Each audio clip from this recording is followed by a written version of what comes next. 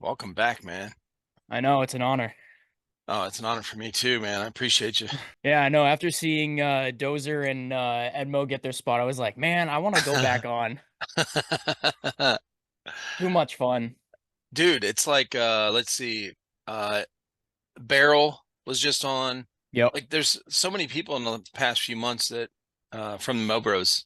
I know. That's just how we are. Uh-huh. It's just a conga line. It's like once, monkey see, monkey do. It's like, oh, he went on this? Like, why wasn't I invited? Give me a spot, please. Let's go. Hell yeah, man. Yeah, so I want Yes. to whenever you want to introduce yourself again and then Yeah, I'll for anyone reintroduce that myself. yeah, and then we'll go into it. All right, so guess to start off, I'm Lucas. I go by Ghost from Mobros. That's my call sign, Ghost. And last time I met with you, I was just a team member, but now, as of I think I was inducted as a captain as of last year in November. So I've been a captain of the team now for quite a while now, almost a year, and it's been an honor ever since. And Damn. yeah, so Nice. yeah, and a few little tidbits about myself. I like to do some cosplays. I'm very much into MilSim games, whether it be, Airsoft, obviously, video games, gear, all that stuff. And I do a little bit of wilderness survival, backpacking, camping, all that stuff. So that's basically a quick description of myself. Dude, that's awesome, man. Mm. Yeah. I got your Instagram pulled up too. And Oh, excellent. do you have a Yeah. separate one for like cosplay and or any other thing? Or No, just it's your all airsoft? intermingled. It's all Okay. intermingled. Yeah. I mean, the cosplay kind of goes hand in hand with the LARPing. airsoft. So yeah.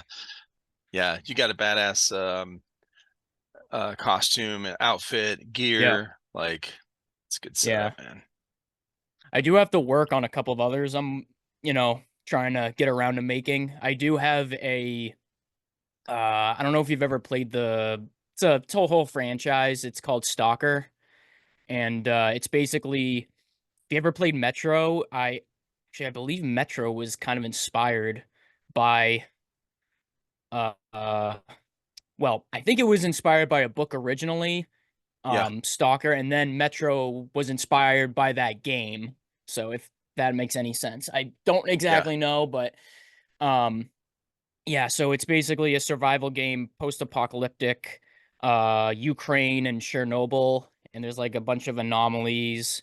It's very um survival uh shooter based, and Right. it's a very fun game. And the distinct look in that game is a GP5. Like, you ever see like those Russian surplus gas masks that they used back Yeah. in like the 50s or something, the GP5? Yep. It's that, like a hooded trench coat or a parka with like Krinkovs and shit like that. It's a really, really cool aesthetic. Right. But Yeah, yeah, it's like right actually here. called, that was the game it was inspired by. So that's not the actual game. It's Right. Stalker. But Yeah, yeah, Stalker. also a really, really good game. Metro. I played all three. Yeah. Yeah, let's look up Stalker. Yeah. I didn't play Stalker. I think my son did, actually. It's kind of yeah, I mean, if you say to like a random person who does call himself like, an avid gamer, they might say like, "Oh, what the heck is that?" So it's kind of like a lost gem, but it has a huge cult following, huge Right. following. That's But usually that's how that's these. the new one that's coming out. Oh, this is a new one? Okay. Yep, that's the new one that's coming out. Ooh. But the OG ones were like, oh, they were something else. It was very immersive, very, Yeah. very immersive. It heavily relies on atmosphere, because if you look at like in-game, yeah, another screenshot from the new game, it looks insane. But Uh-huh. if you look at the original game, I think it was Shadow of Chernobyl. It's like the graphics are really not there. I Oh, yeah. mean, there's obviously like shaders and mods that people use to like improve it, but it heavily relies on atmosphere, and it does it so damn well. Yeah. So damn well. Yeah, But yeah. Okay, you can yeah. see. Oh yeah. lot of cool enemy designs. I mean, this showing 17 years ago, this screenshot. Yeah, 17 years ago. So is that when the game came out? I Yeah, I believe Damn. so. Yeah, I believe so. Let's see. Let's see. Yeah, I think that was a Steam shot. Yeah, so that would have been accurate 17 years ago. Whoa, dude. Yeah, isn't that crazy? That is crazy. I mean, for that long ago, it's badass. Yeah, I mean, it holds up in my opinion. I mean, sure, I mean, the graphics, like I said, are just not there, but 2008. That's amazing. Yeah. I mean, it's like Fallout New Vegas. It's like you can heavily enhance the experience, at least the visual experience with mods and shit like that, but Right. heavily relies on the atmosphere. The NPCs, don't talk to you like robots. They actually, Hmm. there's actually pretty good dialogue, believe it or not. Yeah. I'd say it's on level with some of the Bethesda games like Fallout, Mm-hmm. Skyrim. I'd say it's on that level of interactivity. So That's cool. it's very good in that regard. So what does this say? Stalker, Shadow of Chernobyl. Let's see. First person shooter, survival horror, developed by GSC Yeah. Game World, published by THQ. All right, let's see. The game is set in alternate reality where a second disaster of mysterious origin occurred at the Chernobyl exclusion zone, causing strange changes in the area around it. Yeah, that's cool, man. Yeah. No, it is really, really cool. And Oh, a non-linear storyline, right? So it's yes, and like, it's open world. Yep, it's open oh, world. okay. Yep. Yeah, man, that's cool. Yeah. I mean, some people, I mean, it definitely fulfills that horror genre, but I don't really classify it as a horror genre. I classify it as more of like a thriller. I mean, unless if you're really scared by some of the stuff that's in there, I mean, it's really not going to really do anything for you. Right. I wouldn't classify this as a horror game. It's more of like a post-apocalyptic thriller. Yeah. That's what With I some describe scary it as. moments. Yeah, Yeah. Oh yeah, yeah, yeah. that's cool. Now, did you play Dead Space? No, but I absolutely know what Dead Space is. Yeah. That's kind of, I think that's listed as a horror. Oh, it's absolutely a horror game. Yeah. It Oh, it's a horror game first. is Absolutely. scary, bro. Oh yeah, The it's sounds they put in gnarly. it. It's gnarly. Yeah. You're stuck on a ship. Yeah, this is cool though. Okay. Yeah, but I actually really like it because it kind of delves into the like if you're like, if you're like a Russia, like more actually I wouldn't say Russia, like more Eastern Bloc Mm-hmm. fan of like gear, weapons, like this is the Yep. game for you. Like it's the game for you. Yeah, and it's cool. So uh the way we started talking about this was you're building, do you have a build like this or do you want to build something like I do this? have a build like this. So Okay. what I have is Let's see. Is it so on it's your just not Instagram? fully it's actually not in here. I haven't actually played an Airsoft game in that kit Oh, yet, but gotcha. Okay. yeah, it's not complete yet, but what I have so far is I could probably like DM you a picture of it or something, but Is this it's what you're going for right here? sort of not really. Okay. Um that dude has a NATO gas mask. I Mm. believe at least I believe that's a NATO filter style. Oh, okay. Like I want to use a GP5 here. I'll try and get that picture for you. You can But send it in the yeah, you can send it in the Discord. the chat or I have Instagram it on or my any of them. phone, so oh yeah, I got you. actually, Yeah, yeah, I'll yeah. send it on Instagram. Send it on Instagram since I got it up already. Yeah, so I'm gonna be using a GP5 with a hose that connects to the filter. And the thing about the filter is, if you know anything about, Russian surplus, it's gonna have asbestos in it. Oh, Those nice. Soviet era ones, yeah. So, yeah, definitely. I Go mean, it's hardcore, very healthy baby. to breathe. Yeah. Oh yeah. Um, so yeah, I've seen people who make 3D models, and they're very good. And all you got to do is just give it a good paint job. Just get Hmm. like an OD shade of green, and you'll be fine. As long as the threads are good. Yeah. And I know they make like 40 millimeter NATO adapters, so you can find one of those. Like if you have like a regular gas mask Mm-hmm. that you use for like duty use or something like that, you can actually find NATO adapters pretty easily. So if you don't want to go with like an original Oh, gotcha. look, you can use those NATO filters. I gotcha. Yeah, so that's definitely available to you. Let's There's see. so many games, dude, that you could do builds after. And this is what I was talking about with somebody not too long ago about how there's a lot of Star Wars themed events. There's a lot of that kind of thing in Right. Airsoft, but I haven't seen Left 4 Dead. I haven't seen, well, I guess with Valahak, they do their zombie event. That's pretty popular. Uh, Gears of War and Halo have some majorly iconic like outfits and uniforms and Yeah, absolutely. gear and I haven't seen anyone do a airsoft build with those kind of things yet. Yeah. I've seen like a good amount of um cosplays of Stalker, but it's kind of hard with the gas mask if you're really Yep. going for like that look. Like you can just slap on a balaclava, put on a Stalker patch. Like Edmo has probably mentioned it at some point.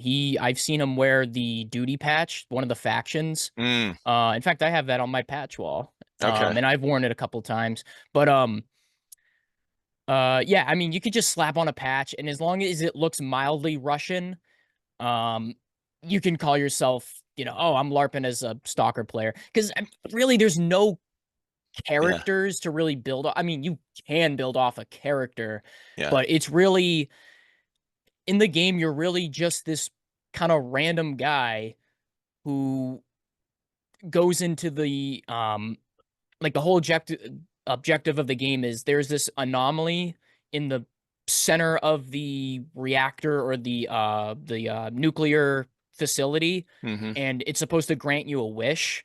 It's kind of wacky, but the story is really cool.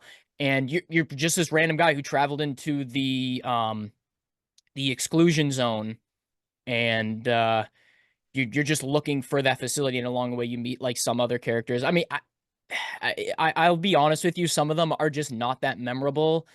Um, Right. Even if like you'd have to play the game like multiple times to like, you know, actually remember that because I can't. But but I mean, I only played the game like a couple times, and that was a while ago, so I couldn't really tell I'm gonna have you to look this any up on significant Steam. characters. So, because as I'm looking at these screenshots, I know some of these are the newer ones, but uh, I really wouldn't mind trying this game out. I'm pretty darn sure my oldest son, Christian, has played this game. He was big into Metro. He was big into the story and stuff, and he was big into. I want to say he's played this as well, but he loved one of his favorite games is Dead Space. He played all. I think there was three of them or Three, two of them. yep, Yeah, three three of plus them. a remake. So he's done all those, and then, but yeah, Yeah, Metro is a very good franchise. I was very impressed with their latest release. It's a very linear story. It's not really like Stalker in no terms of survival gameplay. type. Yeah, it's still survival. You Yeah, can still scavenge if you can you can call it that. It's scavenge. really just supplies you find. It's like if you're playing Doom and you just collect ammo and like That's what it armor. is. It's sort of like that Yeah, style because of you run out of scavenging. ammo Yeah. pretty easily. Yeah, like you collect gas fill, but that one, Metro Exodus, Yeah. was like it had a really cool concept of like pseudo open world, pseudo linear gameplay where Mm, you're on this train and you go from area to area, and there'll be like these areas. So you'll travel to like this one big, every chapter you'll go into like this big area. Then there'll be like some sub areas you can explore. There'll be an objective over here. Like, say there'll be like an oil refinery over here, but then there's like a big like facility where like all the bad guys are over there. And you can decide what you want to do in order, and you can kind of approach it how you want. mm, So it's really cool in that regard. You couldn't do that in the original games because it was basically a straightforward path. yeah. There was no concept of open world in that game. No, it wasn't. So I think the original one mhm. came out when I was working at GameStop. I ran a GameStop here for 3 years, and I want to say the first one came out when I was still there, and I played it, and it was pretty tough. Yeah, it's a for tough me. game. I Yeah, mean, the difficulty scales quite a bit. yeah, I think I played on regular. I didn't really have that too much of a hard time. yeah. Um, I mean, they do give you like the only time I really started panicking was when when my dumbass missed like a gas filter or Yep. yeah, filter here and there, and Yeah, I because was your like getting screen down to goes the wire. blurry, Yeah. you're breathing, and yeah, Oh yeah, yeah, yeah. it was pretty cool how they did that too.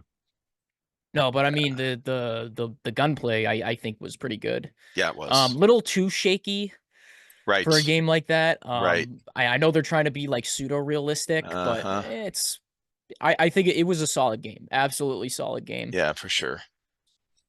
And the DLCs for Metro Exodus were absolutely incredible. Hmm. I think, oh my God, those were very good DLCs. And I Yeah, I mean, never tried even those. though the game technically, I mean, yeah, maybe I shouldn't say anything just in case people haven't played it because I don't want to spoil it. It's a very good ending. Say the ending, and we'll just give a anyone that doesn't want to hear the ending, uh, skip ahead, what, 10 seconds, 30 seconds, 20 seconds. It'll be a brief recap, so yeah. Okay, 30 seconds. All right, 30 seconds. All right, let me hear it, So, bro. all I'm right, so curious. in the end of Metro Exodus, um, Artyom, I'll just cut it short. He dies. He Okay, dies. okay. And Artyom, main character of the whole franchise, super badass.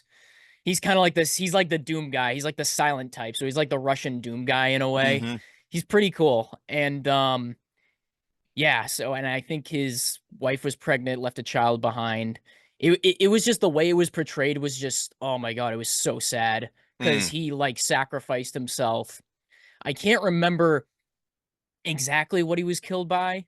I'd have to play it again. yeah, But uh let's look. I think yeah, you can look. I Let's look mean it if up. you want to in your free time, sure. Uh, But in the DLC though, yeah, there was this Marine that got in the original game, I think he was like stranded or something.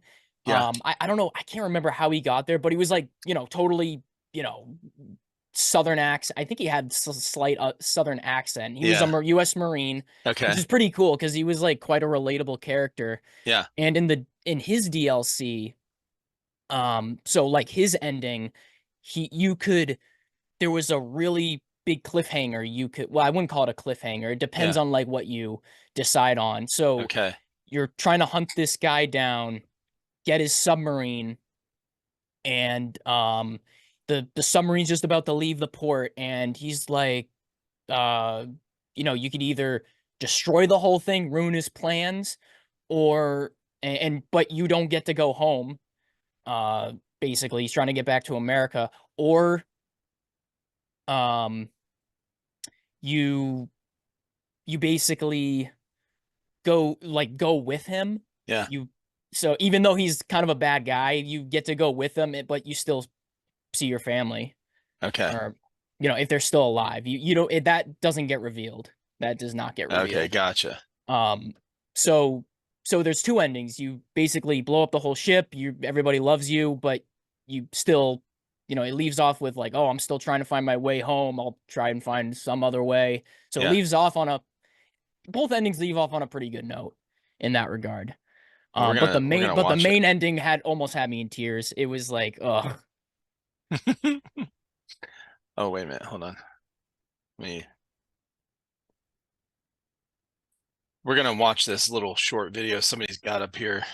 yeah, I think this is the ending, Metro Exit. Yeah, that's the good ending. the full I think there's ending. multiple endings. Okay. Well,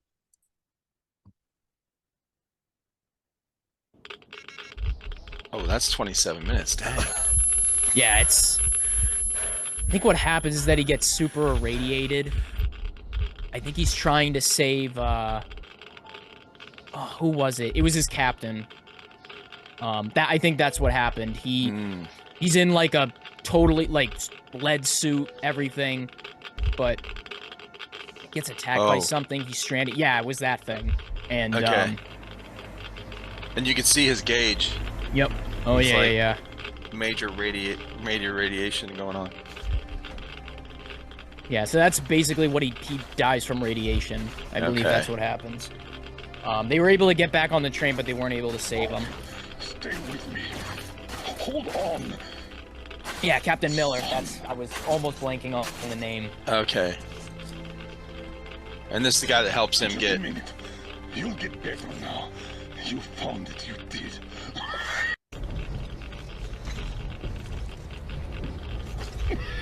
Yeah, so he's able to keep him alive for just a bit, but now when you pick this, is it all this is just a cutscene? It's like I think it's an in-game. Most of it is an in-game cutscene. Okay. Yeah. Yeah. Like actually, this is gameplay. I think. Yeah, it's gameplay. Yeah. There is some game, but it's very, very cinematic. Yeah. It's just kind of spliced in. Like get from here to there. It looks like, and that's why I like the game because it utilizes a lot of in-game cutscenes, so it doesn't take away from the actual game. Right. Yeah, those are great. Yeah, you can actually skip quite ahead of this if you want to get like the actual ending. Is this where he's on the train? Yep. You'll be up in no time, or I'll eat my own shoes, huh?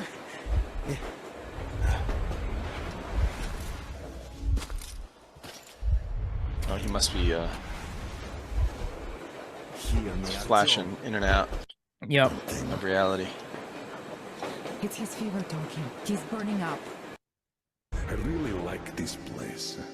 It's so clean. Oh, so this video, this dude's got the whole just uncut forever ending. Yep. Wow. Yep. That's wild. And you tell everyone I said hi. I'll give your regards to whoever I see. I mean, it's a so that's basically. Forget him. I'm making you chief mate.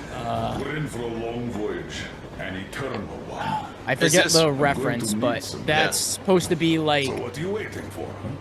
You know how like in the Pirates of the Caribbean, there's the ghost ship. When you die, you get sent. Yeah, this is basically that. A soldier's Like, duty is yep. to shoot the enemy, not ask questions. I mean, you can clearly see like the skulls and everything. Yeah, the skulls and the candles and the. We gave it all. Let the living sort out the Oh, that's kind of cool, man. And then the fade out with Yep. It lets you It's not fair. We understand found a what place to be happened. happy, Okay. and now you leave. Yeah. So actually, I think Miller died too. Yeah, we couldn't if I have remember. the Okay. life we Yeah, dreamed of. Miller died too, But which you is need even to give worse up because it's like he everything was one of for the me. best characters in the I game. hate you for that. So this was I hate to see you go. the third one. I hate to stay This here was alone. the most recent one. But I will. Yeah. So I believe this is Because the I third one, love you. correct? I love And you then so much. they had Then they had 2 DLCs. One, okay, so how did they do the DLCs if it ends like this? They were well, no, it was post- separate characters. They- Separate characters. oh, So they were okay. part of your group. Okay. But Okay. they went their separate ways.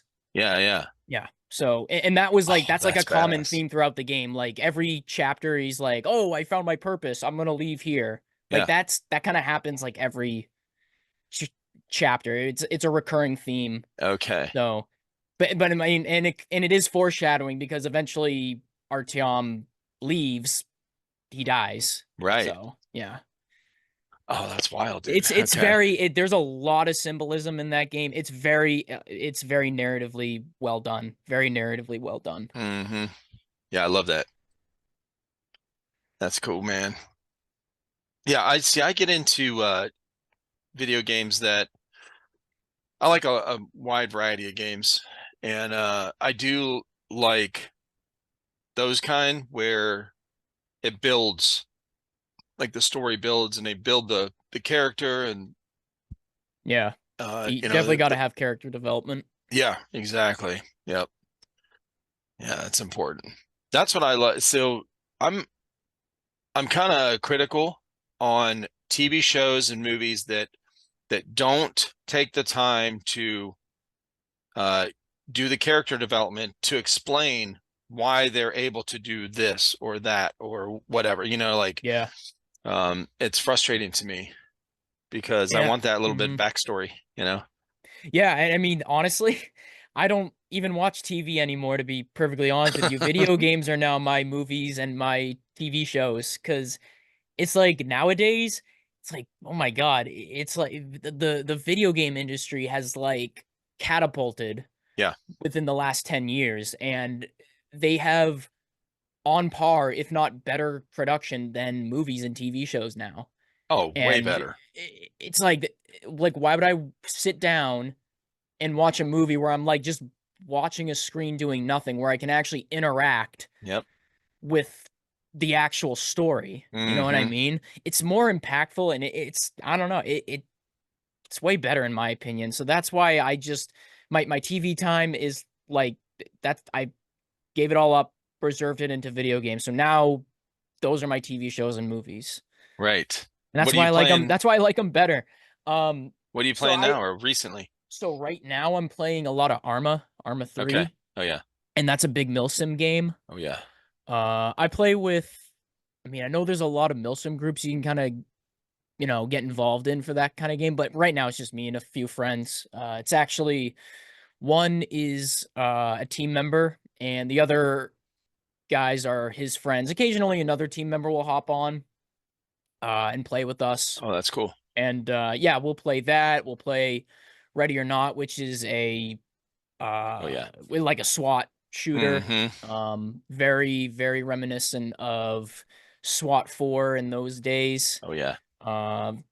Yeah, and that game actually just came out with the DLC, so I can't wait to get back into that one. And so on top of that, I play a little bit of. I've actually taken a break from Call of Duty. It felt I stopped playing it because it felt more like a chore than it did an actual game. It's like, oh great, okay, and how many daily challenges I gotta make today? Oh, okay. How many kills left do I need to make gold? Okay, well, I guess I'll put in blah blah blah hours, and it just doesn't feel fun anymore. It Yeah. just That's when doesn't. you know it's time to move on to something else Yeah, or and I'm a take a break big from it. Yeah. yeah. Besides tactical shooters, I'm a big FromSoftware fan. Are you familiar with those games? The Soulsborne, Dark No. Souls, Oh, Dark Bloodborne. Souls. Yeah. Yeah. Yeah. Yep, Dark Souls, Bloodborne, Sekiro.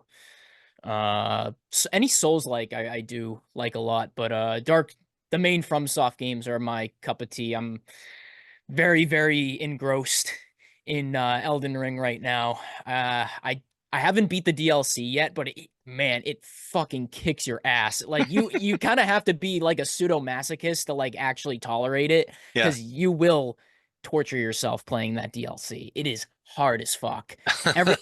Every boss two shots you, and it doesn't matter how high of a level you are. It Oh. scales. Oh yeah. Mm-mm.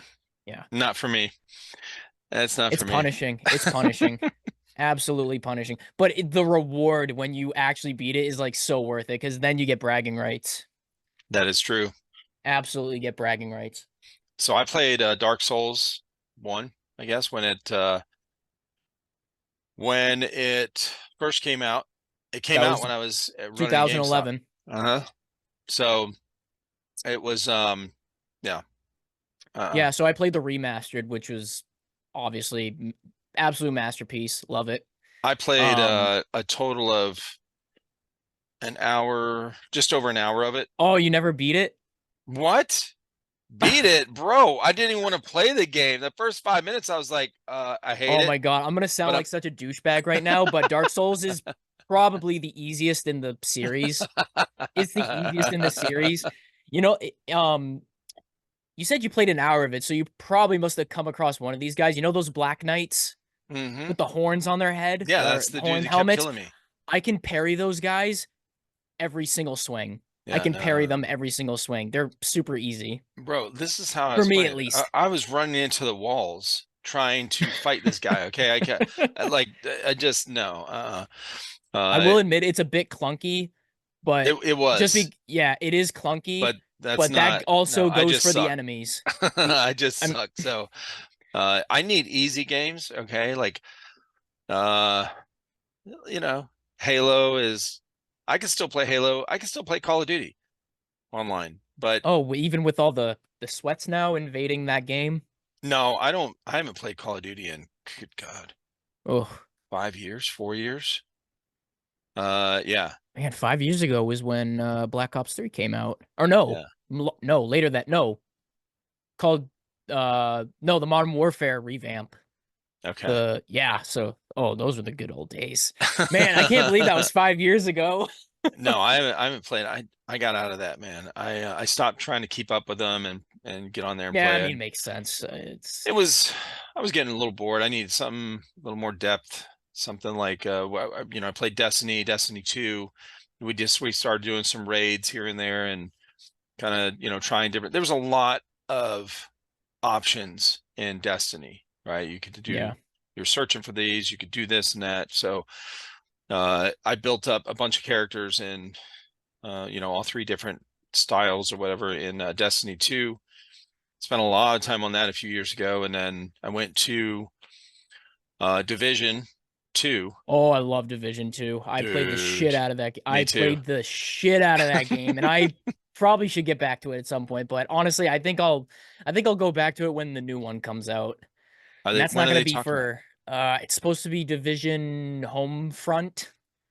Mm-hmm. I think it's already been leaked, but no official trailer has come out.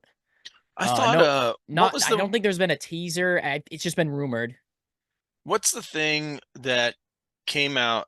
Uh, it was some kind of mode that Oh, came out last year, uh, for and it the was, Division 2. yeah, it was some kind of Oh new. man, I don't know I because thought that was home something. no. That's a different game. Um, It could have been. so it was Division 2. It was Hmm. right when I was getting ready to, like, when we were stopping playing. So I was on here with Pumbaa, and so a bunch of guys in Tennessee that I've had on the podcast. So Houdini, Pumbaa, uh, and a couple other guys, and so we were all running together, and we were doing the countdown. Okay. Yep. Did you try the count? Okay. Countdown. We were blasting through that, getting a bunch of cool gear or whatever. And let's see. So what was the new one going to be? Division 3? No, I think it's going to be called Homefront. Homefront or Homeland Okay. or something like that. Um, like I said, rumors. I can't really confirm when they're going to release it, but there have been uh some discussion about it. I think Yeah. Ubisoft did mention it at one point, but there's no been. I don't think there's any been like official teasers, trailers, all that stuff. But it has been mentioned, and it will come out at some point. It's Right. just a matter of when. But I will play that game because Absolutely. Division 2 was a pretty fun game. I don't think it's quite on par as Yeah. Division 1. But yeah, Division 2, I can't complain about it. The DLCs were phenomenal. Especially the one, the Warlords of New York, I thought was pretty good Dude, because that was awesome. it was such a freaking throwback to Division 1. I loved it. Yeah, Loved same. it. Yep. I played so much of New York map. Yeah, that New York map was freaking amazing. It was. And I remember, yeah, I don't know if I played this, but I didn't do a lot of PvP. Yeah. I was like heavy into the co-op. Yeah, Um, same. I played one or two matches on PvP, but no, that wasn't for me. It was more of yeah, all the co-op stuff. yep. But Countdown and all the different ones. I do remember this one build that man, I think it was like an AK. Fuck, what was it? I think it was like an AK-74 or something, Yeah. and it had like a binary trigger, and the critical damage was like astronomical. So I just made like a pure crit damage build, and it like two-shotted bosses. It was like Oh my it God. was fucking crazy. But it was like a glass cannon build. It was like an Oh yeah. absolute glass cannon build. So I Yep. had to run like armored. I had to run like the armor drone. I had to run the healing. What was it? The Like it was orb like a or grenade that the you threw and it like repaired armor. So if I had to throw that. oh yeah, I Yeah. got you. So Yep. um Yeah, but it's an insane build. Like that's when crit builds were like the absolute meta. Oh yeah, And I think they still are to this they day. really are. Yeah, and yeah, it was Yeah, because the absolute enemy, freaking when you insane. get those high levels, man, those bosses, well, even the yellows, they have way too much armor, and you've got to be Way able to too shred much. that. Oh yeah, yeah, yeah. Oh, it shreds armor. Oh yeah. And I think I think I modified it a little bit to like even negate armor. I think it like Mm-hmm. has a chance to even negate Oh armor. So yeah. like if now it's a high crit chance, I built it to be high crit chance, Right. not so much high crit damage. Gotcha. But I mean, you know, when you're that high level, your crit damage is going to be, you know, It's gonna be way up there astronomical anyway. anyways. Yeah, it's going to be Mm-hmm. good enough for you anyway. And so like when it hit that chance to negate the armor, like just and if he hit a headshot, he's probably going to like lose 75% of his health right there. Mm-hmm. Yeah, Houdini had a build that was his crit build was like his gun was getting 1 million damage per shot. Yeah, And I think my DPS was around, I don't know if it was like DPS or like pure damage. I can't remember the exact yeah, stat, but it was like in the 1.3 million range or something like right. that. Yeah. Let's see what this one is. I'm curious to see But if we like have raw a damage, it would do like an insane amount in like one go because it was a crit build. So it had like a little bit lower um DPS, but like it would do like, you know, it would do 600,000, 800,000. Then it would go up to like 1.5 exactly. million. Yeah, Yeah, something would have it to would proc. spike. Yeah. Uh-huh. Let's see what if Game and Tech channel, see your if this is go-to the channel for everything gaming and tech. But today, I am diving into the latest Yeah, I haven't news looked about up the much highly news on anticipated this game. title, It's been Tom I've been Clancy's sleeping on The it. Division 3. yeah. It has I been wanna a see if they long have the, wait since trailer. Division 2, and Ubisoft has finally confirmed that the next installment in this series is in development. Right, so I figured it was in development. Okay. I've gathered all the latest rumors. See, this is the first. I've gathered all the is this latest an actual news, trailer? rumors, leaks, and official I don't think so. details to give you a Alright. comprehensive I don't look know. at what we can expect from the Division 3. So, let me get started. So what can we expect from the gameplay? While specific details are still under wraps, it is likely that the Division 3 will 'Cause this- stick to the I core think this is gameplay the elements first. that have made the series Yeah, so that popular. actually looks this like is the from first one. Division Yeah, 1. okay. Looter-shooter Okay. mechanics The and a video? focus Right. to other iconic cities. Yeah, he's There's just also talking a about strong it. desire Okay, okay. Okay, Conclusion. he's just talking about it, All right. I was like for a second, like, what? They already released one? right? Okay, but then I remembered, oh wait, that's the first one. So they haven't put out even a Yeah, trailer okay, out at least yet? it's getting traction. Yeah, because it was this getting one is. slept on. Yeah, this was 11 days ago. Oh, cool. A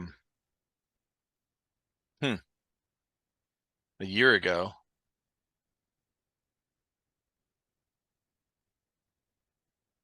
Yeah, I mean Division Is that? Division 2 Is this came the? out Oh, in is this what you're talking about? 2018, I Heartland? think. Heartland. Ah, that's what it is. But that's like an intro, like so that's a teaser trailer, essentially. Okay. So I guess they did make a teaser trailer. Okay. Well, see, this is the one I was talking about. Yeah, okay. I thought that was like another add-on, kind of like Warlords of New York. And Yeah, like another DLC of some sort. But no, that's DLC or a I think mode. that's a separate, yeah, I think that's the new game. Oh, okay. But like I said, everybody's saying like, oh, Division 3, but I don't know. I heard people say like, oh no, it's Heartland. So Oh, yeah, but okay. yeah. Gotcha. Yeah. Yeah, Huh. so I think that's what it is. I don't think I I don't haven't think that has looked. anything to do with the Division 2. Yeah, I gotcha. Okay. Now, where do you look up? Where do you normally do you go to a website and is there a certain website you go to look up, or you just search? Like To if you're look gonna up want to do some research on a game like that's coming out, like news on a game, like something like this, like there's no trailer for it yet, but you want to find out more info I on. kind of just look on YouTube. Yeah. Honestly, and Yeah, for reviews, that's I what I look do. on the user score from Metacritic. Mm, The user score from Metacritic, I mean, it's kind of like Steam at times. Like, you know, if something gets like one bad, you know, publicity, you know, mm-hmm. you know, and then they'll just like bomb it, say like, oh, this is shit, this is absolutely terrible. Like they did that for MW 2019, and now everybody loves the game. But Really? oh yeah, that's called the Call of Duty cycle. It's Mm. basically how it goes is, you know, new game comes out, everybody says like, oh, there's a chance, and then few weeks go by, like, oh, it's actually going to be terrible. The beta comes out. Oh, actually, this looks promising. Season 0 drops. The game actually releases the version 1.0. It's like, oh, this is actually terrible. Fuck this thing. I'm going back to the previous game. And then they recollect saying the previous game was actually good when in the last time that game came out, they said it was shit, and the cycle repeats. That's the Call of Duty cycle.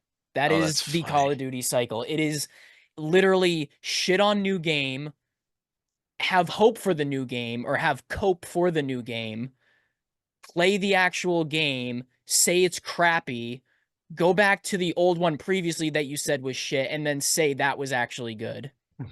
And then proceed to repeat itself. So that's, yeah. Oh my god, It is an actual phenomenon. Yeah, it is an actual phenomenon. I don't fall into that category because I'm not like a diehard Call of Duty fanboy. Although I do cosplay as Ghost because he just looks sick as fuck. And but you the are community Ghost. is an actual cesspool. The community itself is an actual cesspool. I honestly can't tell like if they're being positive or negative at times because like I'll look at the reviews on Steam. It'll say mixed reviews, and some people will say, oh, it's actually great, don't actually shit on it, and then people will say, go fuck yourself, this is a pile of horse shit. I want to see, so it has a phenomenon like that because it's got a bazillion fucking games. So absolutely, that's how that happens. Like Far Cry Battlefield 6, kind of like suffers from the same thing. I'd say Battlefield kind of suffers from the same thing, but not really. Yeah, because they don't come out with them as often. Right. They don't have annual releases, and they don't have like these exclusive release premieres that they do. I mean, Battlefield kind of does it too. I mean, it's EA, but you know, their publisher or the developers that they hire to make the games actually. They actually do try and make a good game, even though EA is quite a shitty company in of itself. But yeah, I will try Black Ops 6. I will try Black Ops 6, see if it's good, and then after that I'll be done. This November? Yeah, that's usually when they release. Mainly for Black Friday sales, Christmas sales. So it's more strategic if anything. Here we go. So that's why they always do it in November. Let's see what we're looking at here. Yeah, they just released the new Zombies trailer, so I did see that. Okay. I will say the Zombies looks cool. They are bringing back ground-based zombies. I don't know if you've ever seen MW3, the one that's out now. It was like open world Warzone zombies. It was weird. It was really I didn't see it. Yeah. But they're finally bringing back round-based zombies, which is, I mean, thank God. I mean, that's just what they should stick to. So what were they doing before?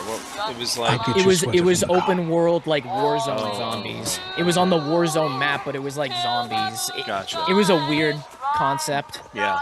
I mean, they made it work, but it just wasn't my kind of thing. Yeah, we need waves. Yeah, wave zombies are much better.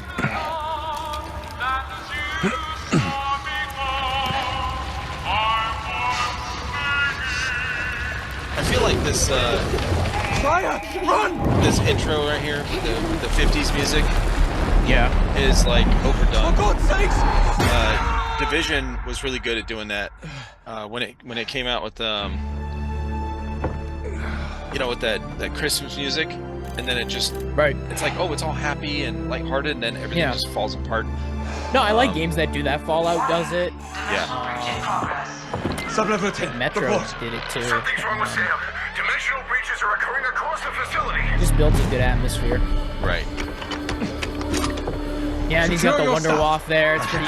It's a nice intro. I will admit, it's a pretty good intro.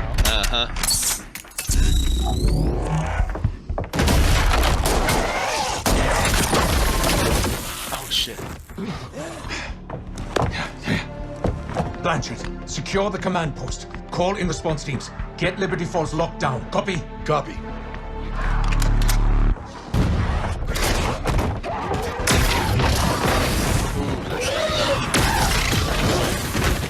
And oh man, that map looks actually familiar. That looks like First zombie. Kino Gear Totem. No,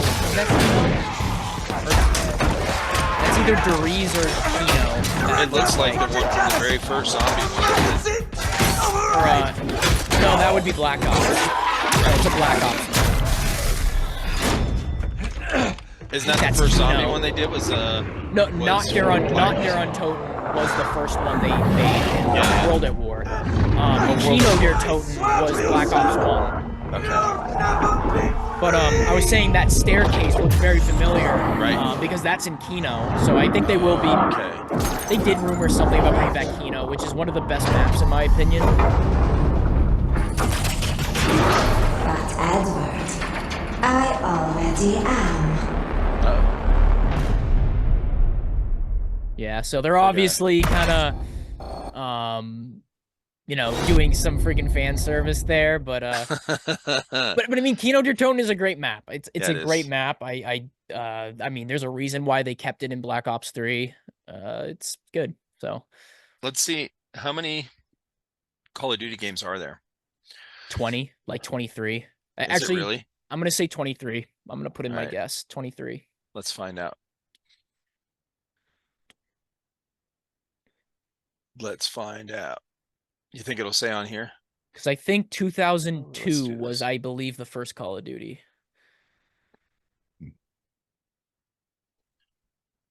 I played the very first Call of Duty.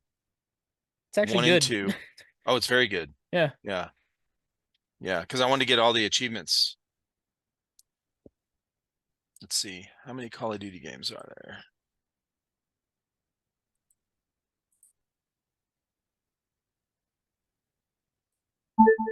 How many Call of Duty games are there? According to Wikipedia, Call of Duty is a first-person shooter video game based on ID Tech 3, and was released on October 29, Well, that doesn't answer the 2003. question. The game was developed by Infinity Ward and published by Activision. I guess that's what you get for using Bing. Look at this. Okay, so 3, 6, 9, 12, 15, 18, 21, 22. Oh! Dude! Dude! Oh man, I was close. Very close. And pretty soon it will be 23, so... Well, that includes this one, right? Yeah. Is Call of Duty 2023? 2023 would be MW3. Okay. Oh, okay. So the new one's not listed on here yet, so it will be 23. Yeah, because I mean they release one every year, but yeah, they gotta update the thing every year, I guess, and they haven't quite did these it. are out of order too. I guess. Yeah, they're out of order. I did in order notice by that. Name. It looks like. No, but I think they got all of them. I think they got all of them there. So 03 was the very first one. Okay. Yep. Oh, okay. I thought it was 02, but yeah. Yeah, you're close. No, you're close, dude. Yeah. So now Call of Duty 3 sucked ass. So yes, I heard Call of Duty. Yeah. I played all 3 of them. These 2 were good. This one was horrible. And then 4. Where's oh wait, where's Big Red One?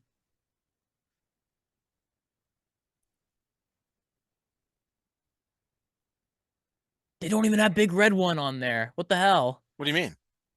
What is that one? That came. Look it up. Look it up. I don't know what that is. Okay, Call of Duty Big Red One. I don't know. That may have been Call of Duty 3, but. Let's see. Let me get rid of these.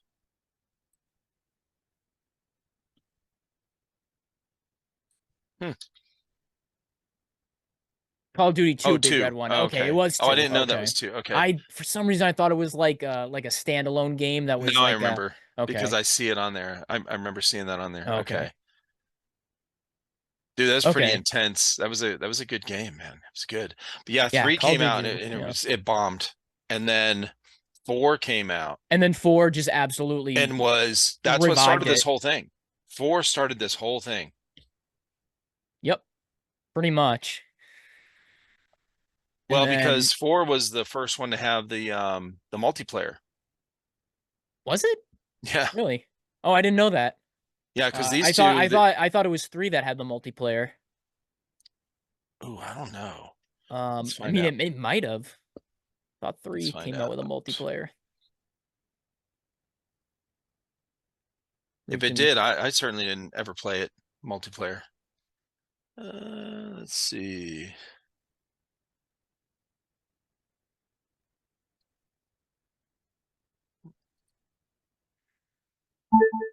Did Call of Duty 3 have multiplayer?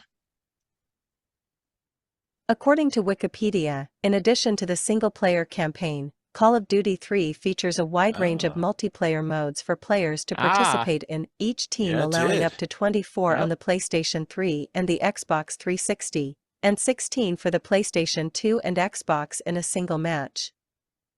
Man, I should be a fucking video game historian. Holy shit. You are, dude.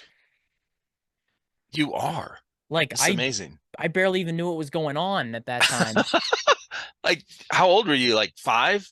3. I'm I'm 23. Holy shit, dude. This is Yeah. awesome that you know this stuff. That is, have you ever heard of this group of journalists? They started well, I don't know if they started, but they had this podcast. It was called One Up. Oh, It was all about yeah, sort of maybe. It was older. It's older. Yeah. And this is before podcasts were actually like popular. Okay. And but I would listen to those guys while this is back in 2007, something like that. Yeah. I was listening to these guys, and there was a couple other ones, but One Up they were pretty cool. And all those guys I think there was 4 of them on there, and they were like that. They were video game journalists. That was their job. And so Yeah. they were a wealth of knowledge. And now if you call yourself a video game journalist, you get fucking spit on. From Deservingly psychos like so. you, because you're so knowledgeable already. Yeah. I mean, it's like I think video game journalists need their own difficulty in video games. Like that's how fucking snobby and out of touch they are. Like Yeah. they think like there is this went like very viral once you know Cuphead? Mm-hmm. Yeah. So when that first released, journos were giving it a fucking bad name for no reason. They said it was like, oh, the Dark Souls of platforming. It's like, okay, first of all, stop calling everything that's difficult the Dark Souls of blank. That's just like not accurate at all. It's like if it was the Dark Souls of 2D platforming, then I'd rather play Hollow Knight or Blasphemous or any of those titles because those are actually Dark Souls like platformers. So shut the fuck up, stop calling it that. Second of all, they released this video. I think it was one guy from like Kotaku or something. Yeah. I can't remember the company or the publication, but he posted a video of him saying like, "Oh, this is way too hard. Look how hard this tutorial is." He can't get over the first freaking platform that you have to jump and dodge. So it requires you to jump and dodge. He was just jumping when it literally said on the screen, jump and press this button to dodge to go further distances. He couldn't even figure it out. It took him, I think, a solid 10 minutes Good God. to actually get across. And this one dude, when he saw this, he posted it to like Instagram or maybe it was YouTube. I can't remember, Twitter or whatever. He got his 4-year-old. I think it might have been like a YouTuber of sorts. But he was like doing a Let's Play. He's like, okay, I'm gonna have my 3-year-old play the tutorial. Yeah. For a bit, and literally the 3-year-old, or well, I wouldn't say 3-year-old. I think he was like 6 or something. But the 6-year-old got it within a minute. That's like awesome. That's like, great. So I have a very very deep in disdain for video game journalists because they shit on stuff for like absolutely no reason. Yeah. Like they thought Elden Ring was like going to absolutely bomb, and then it ended up being like, I think it was like one of the highest grossing games like on Steam, and it won Game of the Year easy when it first released. It's like, oh my God. It's like you can't cater to these people. It's like I'm glad that video game companies, especially like the ones that still have a lot of credibility, like FromSoft said, like, yeah, we don't cater to you, so you can kindly fuck off. Exactly. Yeah, So, well, that is something that happened. The journalists had way too much say in the matter. yeah, it's like, imagine like CNN anchors, but they're reviewing your video games. Like that's basically what video game journalists are. Yeah, Super exactly. disingenuous, and they just lie through their teeth.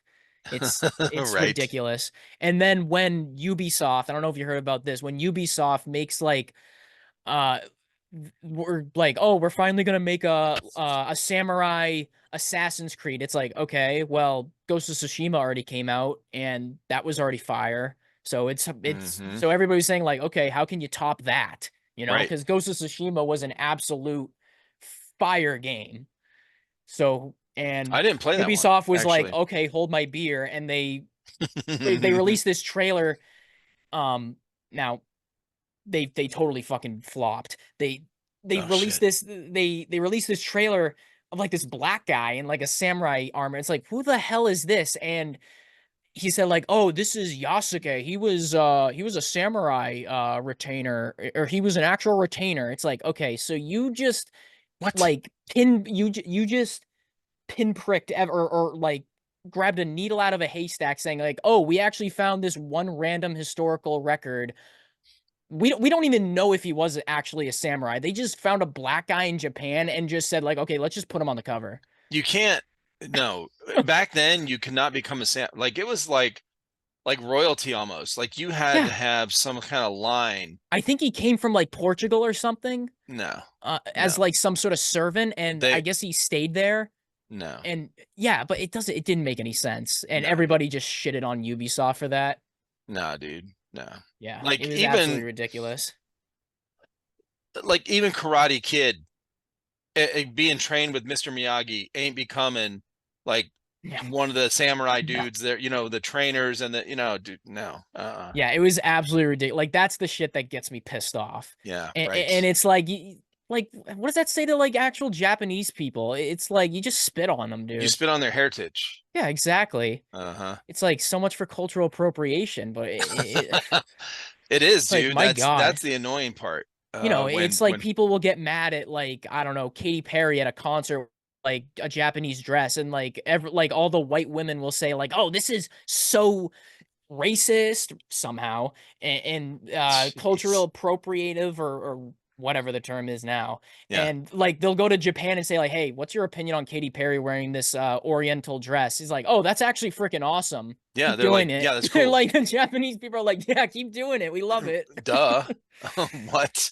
It's like, so I hate it, dude. I absolutely hate that kind of stuff. Same. Well, I think there's a lot. I think this is one of the big differences with video games and TV shows and movies current day is that majority of games stick with the story and not feeling like you don't feel like they have to insert a bunch of woke shit into it. Whereas TVs and shows and movies, like it doesn't fall in line with the story. It's real clunky. Like you can tell they're just inserting this thing as a statement instead of it's part of the story. If you just focus on the story, then it's great. So one of the new movies that came out recently, it's still in theaters. It's called Twisters, you know, with the tornadoes. Yes. Okay. So I saw, the only reason why I know about it is that a lot of like awesome country artists came out with like a compilation album for it. That's the only reason why I know about it. But yes, I heard it's phenomenal. It's awesome. Yeah. So I was a little hesitant to go see it because of woke shit, and it's an American movie. Yep. And I was like, well, let's go anyway. So my wife and I went on our anniversary dinner movie, went to see that. It was between that and Deadpool movie. Okay. So we went to see that, and it was awesome. Nice. It was amazing. So and speaking of character development, right, we were talking about before, there's a scene, I won't spoil it for anybody, okay, because it's a brand new Because movie. I actually might watch it. I'm actually pretty Oh, interested. you should. It's Yeah. really, really entertaining. And it's intense. It's got some intense scenes. But there is a scene where towards the end where I've seen online where people complained about it being woke. And I was like, no, they developed the character enough to show all of this stuff makes sense. Yeah. And It's like some people will say it's like some movies like Yeah. they'll say the people will go like they'll over exaggerate and say like, oh, this has a female character in it. Oh, here comes the woke mob I again. It's know. like, yeah, it's What was okay the for Star show, Wars. Fallout? Star Wars, yes, that was like an plain absolute example of like strong, like over the top female character. Like there are actual good you know, female like lead characters in movies that like don't go over the top and they don't beat up all the freaking men like everywhere they go. It's like they actually do a good job here. As long as you explain why they're able to do something that is Right. not normal, Right. Like give us then I don't care. context. Right. Give Context us is context. everything. So it really is. But if it's just when I was watching a show years ago called Banshee, and the first few episodes were awesome, dude. I was hooked. And then I can't remember what episode it was, probably halfway through the first season, or maybe it was into the second season, but this 110-pound model looking chick, okay, Oh, jeez. hot, but she was tough. She was from Russia, okay, Yep. but 110 pounds, muscular, but 110 pounds, and she's going up against a guy that was she knew they actually trained under the same trainer or whatever, and this dude was a Russian beast, okay. I'm talking guns, okay, and trained like Drago versus Rocky level of yeah, exactly. And she kicks the shit out of him. Oh my god. And she's taking full fists punch to the face. Now, was this like an actual real story or no, this is okay, this is it was this a is TV fiction, show okay. called Banshee. Oh, okay. And it was in part of the storyline, but it didn't, none of it made sense. They met randomly, okay, the fight scene did not make sense. That she didn't have an equalizer, okay? She's using her bare fists and she's 110 pounds. Bro. Yeah. Fuck out of here. So like that's like putting a 10-year-old up against a 20-year-old male, two guys, a boy against a man, and not explaining why this boy can beat this guy up. It's fucking ridiculous. It makes no sense. It's there's been a few of those kind of things that happen that we just go, bro, that, like, I understand it's entertainment. I understand it's a movie or a show. I'm not here. It doesn't have to be perfectly realistic. Yeah, right. But if your show is based, if it's sci-fi, then okay, explain. Okay, they got powers. I don't know, but when it's just all what you've set a premise on is this normal kind of, small town kind of scene going on, and everyone's just normal, then explain. No, you can't do that. You got to have some. Now, there's been some movies that did it really good. So Peppermint, she is she does the credit card commercials. Turn my light on. Damn, what's her name? There we go. I can't remember, but anyway, that movie, I bought that movie. It's, to me, it's really good. And they really did the fight scenes awesome. Like, she is well trained in these fight scenes, and she uses she uses tools, okay, but she still gets her ass kicked, but grabs something here and smack, like it's it's very well done. Yeah, I remember a movie I watched that had Chris Hemsworth in it. You ever watch Extraction? Oh yeah, that's good too. Yeah, Extraction 2. There's this scene where I forget her name, but the girl is like, there's like all these like Russian guys coming over to kill her. She almost dies. Yeah. She she tries to stab him, and then the guy grabs her. Like the knife goes right into her chest. It nearly misses her. Mm-hmm. Pulls it out, and so like that is actually realistic. I kind of do appreciate that they didn't just make her like, oh, just like one-shotting everybody. It's like she struggles in that movie. Yeah, she struggles in that movie. It's isn't it this one right here? Yeah. Yep. I cannot pronounce that name. Yeah, I didn't even know who it was, but I didn't either. Shit. Yeah, I did see that. We watched the first one too. It was pretty intense. Yeah. Good action scenes. Yeah, that's the thing, man. Don't cram some bunch of bullshit down our throat that doesn't make sense. Yeah. And that's why we like a lot of the fantasy stuff. That's why we like a lot of the video game stuff, the anime stuff. You know, it's most things make sense in those storylines or in those characters and universe and all that kind of stuff. But yeah, that's cool. Yeah. Both movies were good. A lot of gun porn in that right. In those movies. So it's like, dude, I'm telling you, I'm like, when it comes to military movies, especially one where there's a lot of gunplay in it. Yeah. I am the worst person to watch it with, because I'll be like, oh man, that's an HK416. Oh man, what's he got on there? Surefire suppressor? Oh, he's like, dude, like, why is this guy carrying around a Mark 18 when he clearly needs a 16-inch to reach that guy from 300 yards? Like, I tell you, it's like, I'll be that guy. I'm like, I'm horrible. I'm absolutely horrible. But my I wife see you couldn't got. stand. She didn't. She hated watching military movies with me when we were first married. You know, and I got out right after I got out of the Corps and stuff, and we'd watch a movie or something. I'm critiquing the whole thing, like, what the fuck? No, that guy wouldn't wear that uniform. What? No, they would. Dude, you cannot have a firefight inside a brick building with all concrete walls and then turn around after everyone's dead and talk normal to your buddy. Like, you cannot fucking hear for like hours. You know, like, what? Yep. I'm like, can you just shut up and watch the movie? Yep. I'm that exact same person, but what's even crazier is that I don't have any of that military experience, and yet I still go out all nerd like that still, when I'm watching those movies. You don't even have to. You don't have to. Like, you can, you know, based on watching all kind of different videos and yourself being, you know, if you have ever been around loud noises, you don't have to be around gunfire. Maybe when you're a kid, you know, somebody threw a giant firecracker right next to your head, you know, who knows? Like, you're going to go, oh, I've experienced ringing in my ears for like, or if you throw a tagging grenade in an indoor airsoft field. Yeah. Or 100 of them when they do it at GTI in the bottom. Okay. Especially when there's a bunch of kids around you with no ear pro and you're the only one with them on, and you don't come out with bleeding ear holes. I'm telling you, man, that active ear pro is a godsend for those indoor environments like that. You need them. I almost call it a requirement. It's like you just need them.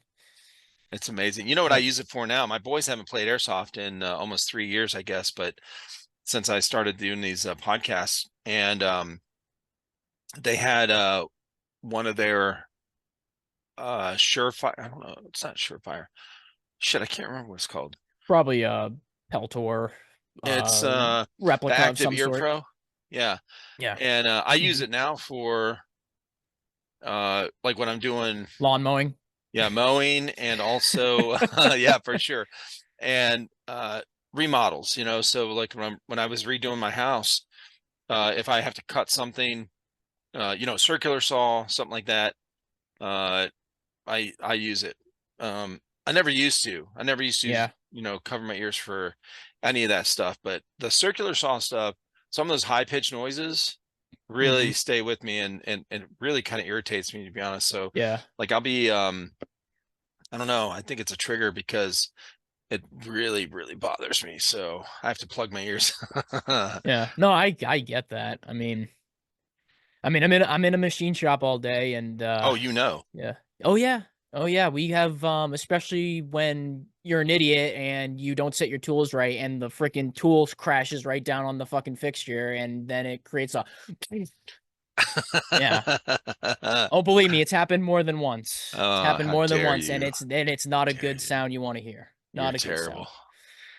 Well, this I got this picture. Anyone watching the video, if you're not watching, I've got almost this whole time we've been talking. If you're just listening to the audio, almost this whole time we've been talking, I've been screen sharing with any of the stuff we've looked at, the games, anything we were talking about, I pulled up on screen. But I have on screen now, Ghost. I have your Instagram pulled up. That's an old photo. Yeah, well, this is one maybe of my not favorites, like too though. old, but like compared to the others, that's an old photo. But That's man, one of my it still looks favorites. good. Oh yeah, It I does, love it. dude. You should check the other one out of my new Ghost kit. If you X out of that one, go down a little bit. It's coming up somewhere. Keep going down. Going down. Yeah, that one. Right there. So that's my new Ghost kit. It's kind of cut off a little bit. You can only see like chest height because Instagram, I guess, doesn't like long vertical photos. But yeah, I know, right? Yeah. So that one was inspired. Do you know how much shit you're gonna get for wearing all black? Oh yeah, I know. But that was at a time when it was still viable to wear all black. I wasn't totally sweating my ass off. No, you wouldn't catch me wearing that. Yeah. No, I know all the snobs who there's so many don't memes care for that. Oh yeah. Controversy over wearing all black right now. It's like, let me guess, admin Airsoft. How'd you know? Because I follow him. And I'm in his Discord. You see his podcast episode where he did that? Yeah. Oh yeah. Shout out admin. He especially doesn't like the Ghost cosplayers. I don't know what it is. I don't know where they heard him, but They shot him in the PP. Probably did. No offense. He's an awesome guy. He's an awesome guy. Very knowledgeable. Awesome. But yeah, this doesn't like there's a couple of guys that I've talked with that if I tell them that have made comments about somebody's call sign, like like Reaper, that's fucking original. You know, Ghost, okay, that was hard to come up with. You know, like shit like that. I mean, whether people like it or not, it was given to me, so they can't give me shit for that. Yeah, right. It was given to me, exactly. And if you have Joker, my fellow team captain on this podcast, he will tell you that he was the one that gave me the name. I didn't go by Ghost. I just went by my regular name, and it was one day. First day I met him and we were playing on the field. He saw me in the Ghost mask, didn't know how to refer to me, and he would just call me Ghost the whole entire day. Yeah. So it was given to me, so I don't know what to say. I didn't come up with it myself. Have you seen the funny videos that Alexandra did a couple years ago? I don't know. Yeah, she's pretty cool. Yeah. With Jammer Actual, you know, the actual, yes, Jammer. Yeah. Ghost guy, Call of Duty Ghost. He's wearing that mask and she says, like, turn sideways, and it looks like he has buck teeth or whatever. Yeah. It's there's that meme where there's like a screenshot in the newer game where he has that mask on, and it's like fope, because he the fucking jawline just looks like he has an overbite. Yeah, his overbite. Yeah, no, it's funny, dude. I get that so often. He's like, do the fope thing. He's like, oh, okay. That's awesome. So this is your newer one, you said? That is my newer one, and it's based on the newer redesign that they had in the in MW2. Gotcha. When that game came out, and MW3, they also brought it back with MW3. Okay. But that in that game, I believe it's called Night War. That's the actual skin it's based off of. But that's kind of like my take on it. It's not like a complete one-to-one, but it's pretty darn close. It's pretty darn close. You have a British flag patch on the front? Yep, British flag, and SAS underneath. Gotcha, SAS. Okay. Yep. And you got these are gloves. These gloves probably glow in the dark, it looks like. Nope.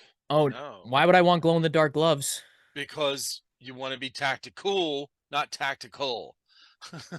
Well, tactical gloves would not be glowing in the dark at all, because let's say, you know, you're wearing night vision. Not that I would. If I'm wearing night vision, I probably wouldn't be wearing this kit. But let's say if I was, so these are fake. they see those for like a mile away. So no way in hell am I gonna get caught wearing glow in the dark gloves. Nor would I brag about having glow in the dark gloves. I would. That's like saying like, hey guys, look at these Lightning McQueen Skechers. Actually, never mind. That's actually a huge flex. Sorry. Sorry That to those is who cool, actually own man. those. What? Nah, never mind. Sorry, that's a bad analogy because actually those things are pretty sweet. So what do you got on your head here? What on your helmet? Those are night So vision? those are mock NVGs. Okay. They're panos. What I did to them, really cool modification I did. You can't really see them obviously. They're much. It does a lot better justice when it's in the dark and everything.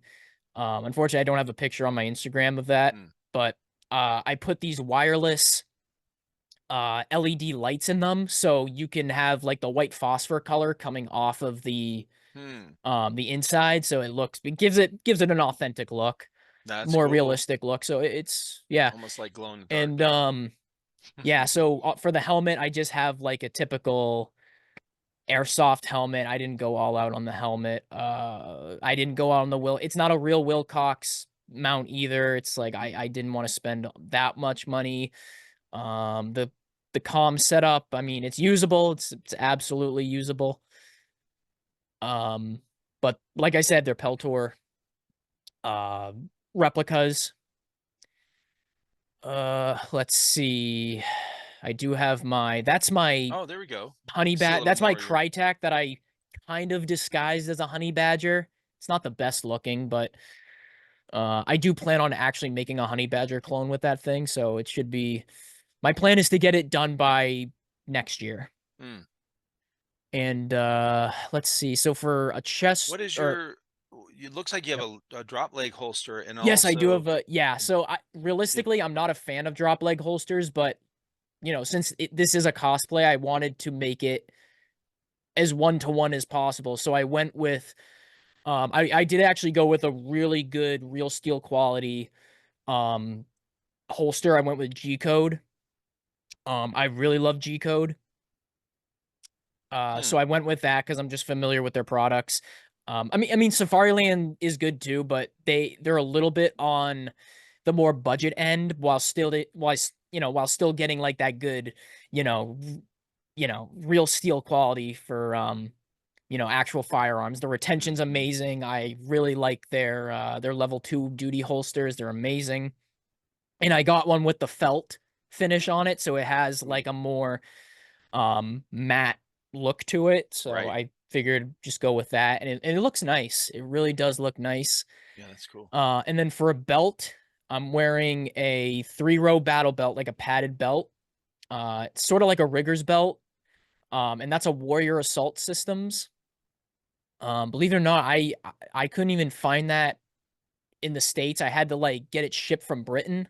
Whoa. So that was interesting. I don't know if like that's their domestic product, but you cannot find a Warrior Assault Systems here. I don't know what it is. You can't get one on their website. Let's see here.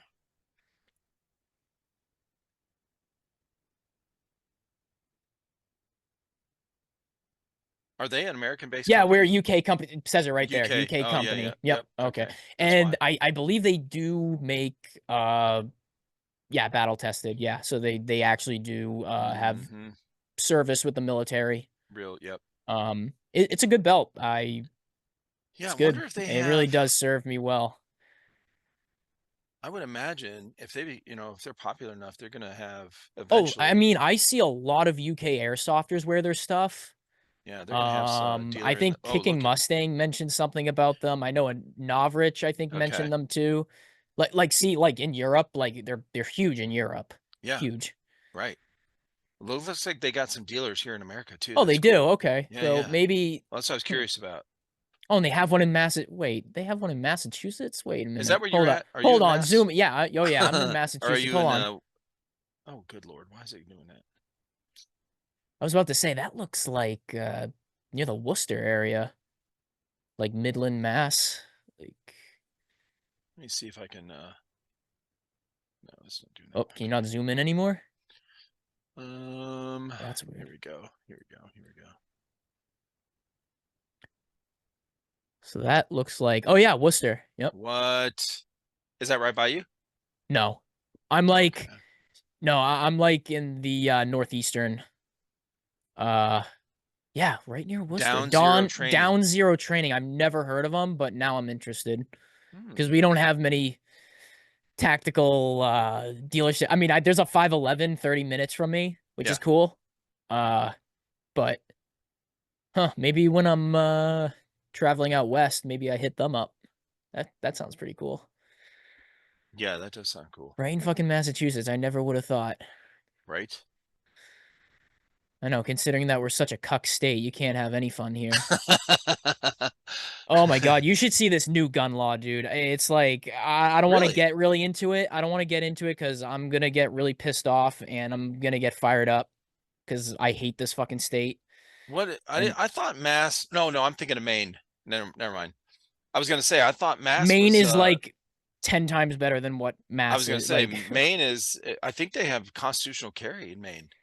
I believe they do. Yeah. Okay. So you New guys Hampshire are just certainly does.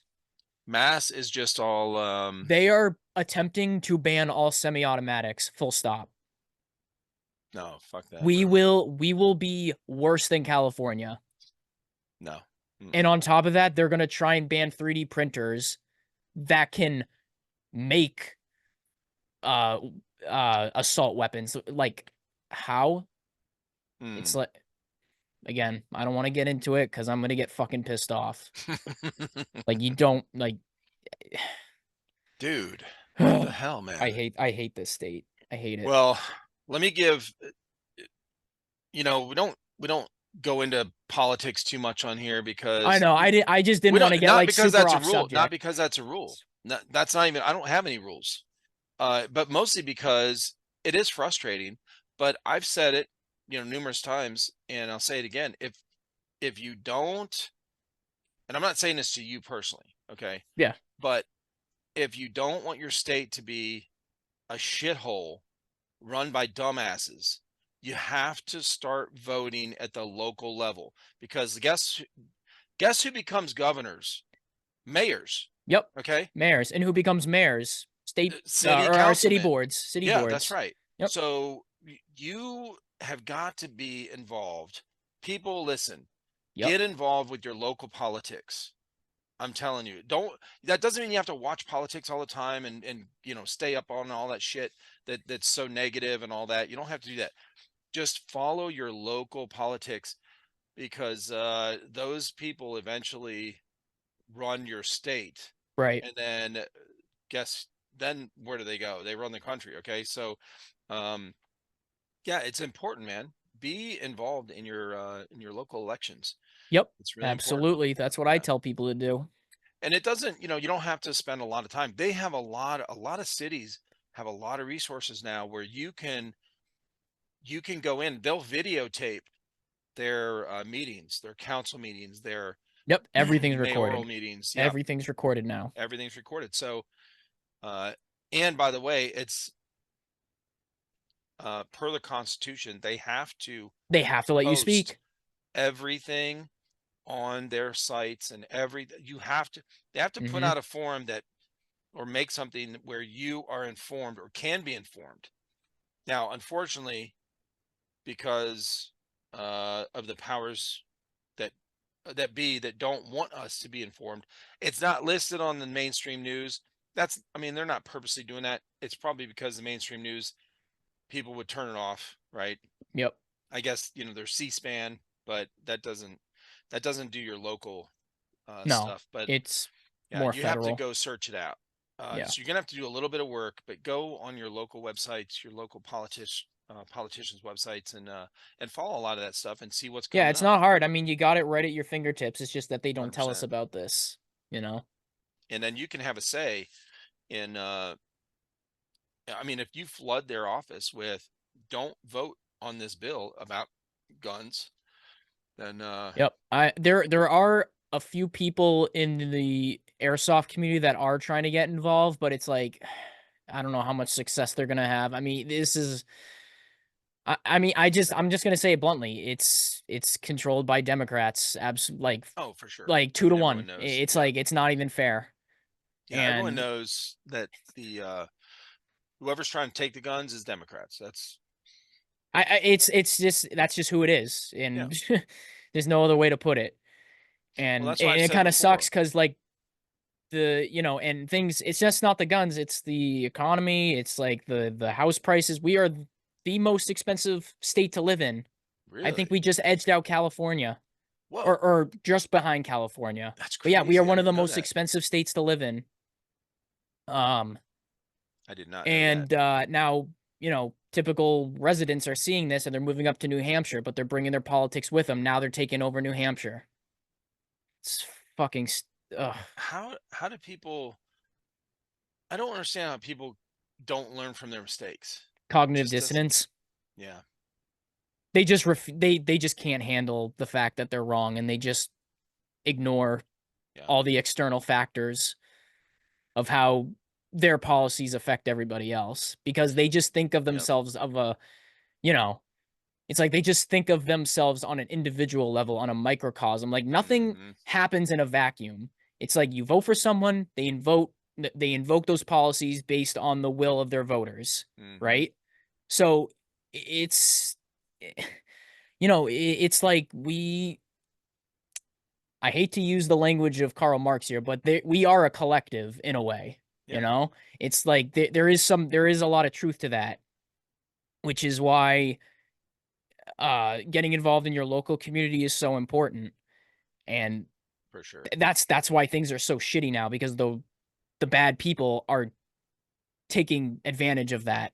So yeah, they're making bad choices. They don't know how to run. And these, your town, your state, the country, those are businesses that need to be run by smart people that know a little bit about common sense and about running a business a little bit. I mean, so it's not that difficult to put out some common sense policies. Yeah, but I don't know. I almost went on a rant there, but yeah, no, it's get involved locally. It's like, don't think like, don't get blackpilled and say like, oh, it's like, what am I going to do? It's just me. It's like, dude, that's just like, that's how you lose, man. It's like if you go into a football game saying like, oh, well, we're going to lose to the reigning champions because they won like, they went 17-0 and, we barely squeaked into the playoffs. It's like, okay, well, now you're destined to fail. Yeah, like but by your logic, you're already destined to fail. Like you've already played yourself. So it's like, I'm sick and tired of people saying like, that's my main gripe. It's just like people just the doomers and the black pillars just like, no, stop it. Like just stop giving up. Yeah, it's dumb. Yeah, it's actually like, it's actually dumb. Well, why would I get involved? They don't, dude, do you understand who's do your part as a citizen. It's your in my opinion, it's your duty as an American citizen. You got to serve your country in some way. Your local, your state, and your country, all that together. You've got to serve your community in some way, either military service, first responder type of thing, right? Where you're helping your local people that are or hurting or whatever. Yep. Or not just but be involved in your local elections. It really is a duty of ours that I think it's been lost. Like it is definitely lost because the federal elections get way more coverage, which, I mean, you can say that's a good thing because at least some people are informed. You can, that can be a little subjective, I guess, informed. Yeah. But it's like it overshadows. Yeah, right. It overshadows like, your actual, like what actually matters, like on your level, like your community. Right. And I'm guilty of it. Like New England's a bit weird. New England is a bit weird when it comes to that stuff because we do town meetings, at least in my town. Yeah. And it's like pure democracy. It's like it is purely okay. Like, do a majority of you agree on this? Okay, moving on. That's literally that's literally how it goes down. Yeah, that's why people say and honestly, I'm not a fan of it. Yeah, I'm not a fan of. Well, we're not a democracy. We're a constitutional republic. Right? But I'm saying that's why people say, right, we have democracy or we are democracy because of on the lower levels, on the beginning level. That's that's right, what and it you do. makes Everyone it votes. makes sense Yeah, because the everybody voting process. right, because in a community you're expected to have the same concerns as your fellow man. You know, a guy in Boston isn't going to have the same guy or the same guy living in Massachusetts that lives in Boston versus the guy that lives in, I don't know, my town, for example. Like, we're a pretty Yeah. small town. Like, we're going to have different values. We're going to have different concerns. So that's why having those types of consensus, like those pure democratic processes, Majority work rule in kind of those. thing. Yeah, like, yeah, that's why it works on those smaller levels. That's why, and that's why pure democracy doesn't work on a national level. It's actually, No. it's in an ironic sense, it's actually tyrannical, because then as long as you're in that 51%, you get to do whatever the hell you want without the 49% having their say. That's basically it. It's democracy. I don't know who said it, but it was one of the founding fathers. Democracy is two wolves and a sheep deciding on what's for dinner. Very true statement. It is a very true statement. Yeah. But that's why we're a constitutional republic. Oh yeah, it's a genius way to set it up. And yeah, I think yeah. that doesn't get appreciated. That really doesn't. No, and it it's doesn't. a shame. Well, like I said, and I think a lot of people, I think they feel overwhelmed because they haven't been taught the basics from a young age. Right. And so when they get to be, let's say your age, you're 23, right? You get out of high school, you're Yep. like, oh, we didn't really learn hardly anything about the government, like just that glossed over, right? Yeah, it's like, oh, here's the Constitution, the Bill of Rights. Okay, moving on. It's Yeah, like moving on. nothing And else. there was Nothing else. no emphasis on, hey, if you want something to change in your town, here's what you can do. Yeah, But they're not. you're taught, like, this is like, say, I don't know, like, what's a good example? Like why was like, I don't know, why was this amendment necessary? Right? And you can debate about it in class. Like, we don't have debates in class anymore. That's my main problem. That's like sad. They'll say, like, like a kid will say, like, oh, why is that? It's like, oh, because that's just what it is. They don't, like, the teachers don't give you context on why things are why they are and why people oppose them, or why you could oppose them. Like, nobody plays a devil's advocate.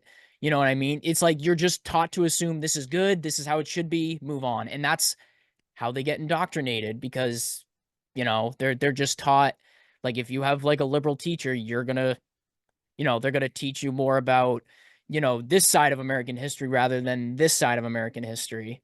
And you're just going to be taught to assume that that was good. And the guys who fought, like, people think the Confederacy was, like, all about racism and slavery. Like, almost none of it had anything to do with slavery. Yeah, there was a small minority that had slaves, but most of them, it was about states' rights and sovereignty. That's why they got so pissed off at the North, because all of these tariffs they were imposing, like it was like customs and shit like that. And it had to do more with the economy than it had to do with slaves, believe it or not. Yep.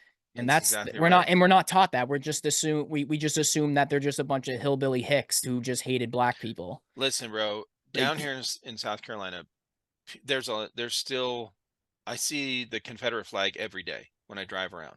I'm not surprised. Whether it's on somebody's front yard, whether it's on somebody's back bumper, and there's been black dudes driving a pickup truck with the Confederate flag on, because they understand. I've seen them. And they understand what the history is. They're from South Carolina. Yeah. They're not offended by it. It's a heritage. It is a heritage. They're not offended by it. Like, the only ones that are offended by it are non-black people. Yeah. Which is crazy. Yeah. But so you are you're getting well, we looked up this warrior system thing, and so they've got some dealers here in America. Yeah, but, that's pretty cool. So when you ordered off their site? I did not order off their site. I got it off of eBay, actually. Oh, okay. Yeah. Well, because they didn't. I don't know. I don't remember if they had like. I just looked up Warrior Assault System belt, and they didn't have an option for them to ship it to me. So. Oh, okay. Yeah, I think it was a gunfighter. Look up Rigger's belt. I think it was a Rigger's belt. I think it was a. No, it definitely wasn't that. No, it wasn't that. Hold on, here we It go. was look up belts, Rigger's belt. Riggers. Or Right no, here. never mind. Never mind, it wasn't a Rigger's belt. What? Bro, you No, better it was get like your a facts padded straight. belt. I don't know what it was. Can't remember what it was. Maybe it was like Let's a see, bat. let's Maybe it see. was linked. Maybe it was listed under battle Cobra belt. Rigger's Maybe. belt. Nope, that wasn't it. Okay, hold on. Let's scroll through these. Oh, Gunfighter? nope, that's not Close. it. I think that was, yeah, that's it. That's it. Enhanced PLB belt. What's Yep. PLB? I don't know. Couldn't tell you. Okay. Yeah, it was that black one right there. Right here? Yep, that one. I'm just curious, see what, if they list like a price or anything on here. You can buy it. It probably tells you to go find, it probably doesn't sell it on here. It probably tells you Yeah, to go that's find the why dealer. it probably, yeah, it probably tells you like, dealers. oh, here's a quote here. Like, I think that's, yeah, that's what I ran into when I first See looked this up right? that Yeah. site. Yep, find a dealer. Yep. So Yeah. you can't get it from their site. They're just Yep. And that's why I got off of eBay from the UK. So I got you. Yep. But no, good quality. If Yeah, anybody that's is good interested in getting that, I recommend it. Even though I don't really play in it, like I said, it's for cosplay, but I still wanted, Something quality stuff durable. because that's what in game Ghost uses for his gear. So Not only that, but for yeah. a belt, you definitely want some high quality. You don't want that, some of those Yeah, things true. ripping And you plus it's first day. I do run like, it's not like I'm running like lightweight stuff on there. I do run like somewhat heavy loads on that belt. Mhm. So it's nice to have like a nice padded belt like that. And I do like it. And I do have like a special attachment for the G-code holster that fits nicely and it just drops down, no problems. So it does sag a little bit, but on it, like, it hasn't come off. I have yet to see it like actually, give. Yeah. So, and then if you're curious about the actual plate carrier, that is just an Agilite K19 with G-code Scorpion magazines. Okay. So if you go to the first, I don't know if you can go to the, yeah, you can kind of see it. Yeah. So they have this special attachment. Actually, go to the, yeah, that one right there so you can see it better. So that one, I just have like a row of 3 rifle mags, and then I have the combo. So I got the combo set that that's came with the cool. pistol mags too. Yeah, so that's just how he noticed that. actually, yeah, so that's how he runs it. It looks a little goofy, but it makes a lot of sense if you are more high speed, because I mean the retention on those mags, like on those mag pouches, are immaculate. Though the retention on those things are great. Yeah. I can do like reloads super quickly. Same with the pistol mags, and they don't sag. They actually have really good reinforcement on them. But you want to go with the G code. Like, don't get the rip off G codes. If you want to have a setup similar to that, I say go with the actual G code, because they are actually built to last, and they actually have some structural rigidity to them. They're not floppy like the ones that you can find on Amazon. So I highly recommend. So like if you're going for like that double, like that double stack setup, like go with the real thing. Go with the real thing. Yeah, good point, because you don't want that shit flopping around. Yeah, and then that K19 I absolutely love. Agilite's a really good brand. Yeah, it's a good setup, dude. I love Yeah. it. I just don't like the look of the Honey Badger, because it just doesn't have the right suppressor. The wrap kind of, it's not like the right length. What are you looking to do to it? So I want to get the closest I can to like an actual Honey Badger looking suppressor, like not one that's integrally suppressed, because like if you look at the OG Honey Badger, it was integrally suppressed, and for that handguard on there, like that's not possible. But there have been variants made where it's not like it's not in the shroud, like the suppressor isn't in the shroud. It's on the muzzle device. Yeah. the threaded muzzle device itself. So, Mm-hmm. you know, so you don't have to have like that OG look. Plus, I don't even think they make one from the factory. So you might have to get like a whole new handguard for that, but I'm not too knowledgeable on that. So I just want to get one that replicates like the actual magazine, or the not magazine, the suppressor that they use for the real honey badger. Flashlight doesn't really matter. I actually have a Surefire M600 I can slap on there. Mm-hmm. Uh Now, what is your maybe get a new what's this stock blue if shirt? possible. What's this blue shirt? Like black and blue black and top, so that tactical is kind of. so people were telling me like, It oh, looks if like an you EMS style of, it like sort paramedics. of does. It's like a ripoff Cry Precision like navy blue combat shirt. Yeah. So so in the game, like if you play as Ghost in the game, like at first you'll think like, oh, it's an all black setup. It's actually not. He actually wears a navy blue combat BDU. Okay. So that was an interesting little catch I got. So Nice. and then right here on the helmet, I got IR strobes. To be honest, I don't know why he runs two of them, but like I said, it's a cosplay. I got to replicate it. So I put two of them on there. And he's got a little tactical camera on the side. Of course, I'm running my X-Fog because fuck breathing in that thing. And then shout you out can cut. X-Fog for real. Yes, X-Fog is a lifesaver. Well, speaking of that, let me take a break real quick and do a shout out to the sponsors of this episode, Skirmish. Go to playskirmish.net to find out about in my opinion, the best stat tracking system for Airsoft for your gameplay. Because if you have this bracelet right here, you can go anywhere in the world that has the Skirmish system set up, and you can track all your stats flawlessly. So next time I go to Extreme Rhode Island, I'll probably be using my Skirmish. Yeah, Brandon and I just talked yesterday about the guys up at Extreme have been using it for quite a while and doing very well with it. Yep. And so here's a pro tip for if by chance any of the field owners out there or event coordinators hear this podcast or hear this part of it, here's a pro tip.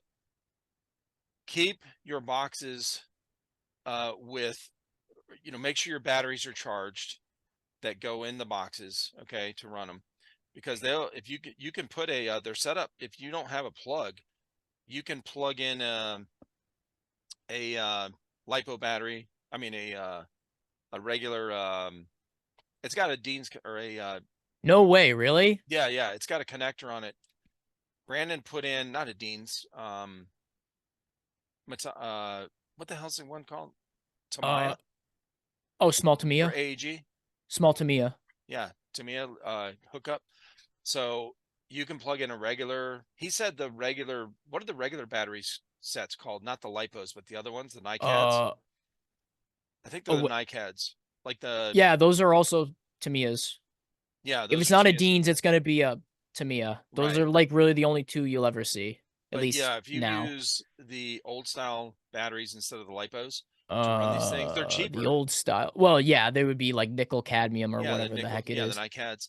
So those are they last a long time. They'll last, a whole day, maybe two, depending on how often it's getting tapped or whatever. But so keep the batteries in there charged, and also make sure everyone registers their band, because one of the issues that the field owners are having, and it's their fault, is because they don't register the bands.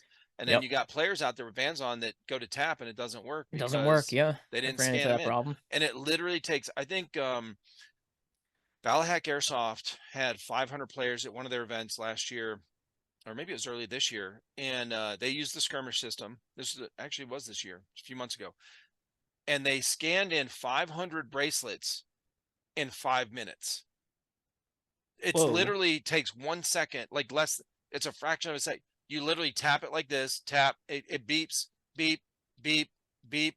And they had 2 separate buckets. And what they did was they scanned in 250 for the blue team, 250 for red team. And then when you came up to register or to check in for the event, they said, what team are you on, red or blue? I don't know if those are the right team colors, whatever, but just for the sake of example here, if you were blue team, they picked out of the blue bucket, gave you the band and said, wear this. And most people knew how to use it. They have tutorials up online, and so does Skirmish. But and that's how quick it was. And the game ran flawlessly. They kept the batteries charged. So register or just tap in on your thing there. But weird, I didn't know they took that quick, but oh, the dude, yeah, they're fast that's as great. shit. Like a whole, yeah, you could do it. They did it ahead of time. Like they were really, really smart about it. But I mean, Swamp Sniper is he's been running events for a while. He's a very smart guy. Oh, yeah. Oh, yeah. So he's the brains of Balahack. He really is. Absolutely. So when they got the skirmish system and he understood how it works, he was like, oh, okay. And Brandon told him, hey, just like he tells all the field owners, this is a really important step here. You cannot use the system without everyone, having a registered band on the wrist. And it takes just a tap, beep, beep, beep. Okay, that's it. So register the bands, and then you will have no issues. And Brandon can actually support the game from his home, miles away or states away, through the website that is live for that event. So he can change a box if you need it, as far as like, programming it or setting up for something, or if there's a malfunction. He can fix a lot of things on his end. But most of the problem is just those 2 things: keeping the batteries in and charged, and scanning the bracelets before you start. Or might I add, when rogue players at Syndicate 4 smash them or pull the batteries out. Right. Not naming names, but Matty Mo can tell you all about it. Oh, dude. He probably did. Yeah, I heard about it. So shout out Skirmish. Thank you so much for sponsoring this podcast. And also Jackal Tactical is a storefront and field up in Pennsylvania. Go to jacktac.com to find out more. They also have a company that they run events out of called Otherworld MilSim. Go check those out. I have all these sponsor links in the description of everything out there, like on our website, on every video, every audio podcast, wherever you can find this episode and all my episodes, all those links are in there. Okay. Anyway, so yeah, man, these so this gear that you're doing this cosplay thing for now, when you're running, I was going to ask you about this right here. So your mag setup. Yep. Now, does this bother you when you have to squat down or kneel? Nope. Okay. No, not at all. I mean, it's certainly not ideal for like if you're going on longer range distance, like so like for most MilSims, I'm not going to be wearing something like this. Yeah. But it's possible. I mean, you can certainly do it. It's not as uncomfortable as it looks. It's not very the loadout itself is not very cumbersome, so it's not really going to get all loose, flip around on you. Like, it's not really going to do any of that because it is nice and tight, nice and snug. So I haven't really had any problems with that. But I mean, it was a muddy day, so I tried my best not to do that. Oh, gotcha. So yeah, I do want to keep this thing clean because I do want to go to like some Comic-Cons with this. Gotcha. Yeah, so the less dirt. I mean, little dirt never hurt anybody. In fact, I think it makes it look a little bit cooler. So that was a mask that I had lenses put in. Okay. Yeah. I took lenses off of a ESS crossbow. I don't have the mask with me, but it's a pretty neat little setup. So I took you ever see like those Valhalla Tactical gaskets that they make for those glasses? So they have, if you look it up, probably should be able to find. What are you talking about? I've seen the ESS, like XFOG Helo kit or whatever. Like, look that up. I think a couple of companies make them, but Valhalla Tactical is like one of them, I think. Try looking them up. Yeah, right there. Actually, amped Airsoft. Right there. VMAX Gen 2. Yeah. Oh, okay. Yep. There you go. So what I did is that you see those little tubes on the end? Yep. You can actually remove those. Oh, And okay. I removed those. I put them, I removed the lens from the ESS crossbow with the slit and a little bit of hot glue. I attached them to the bottom of the lens so the tubes, like the connectors, were sticking out on the side like that.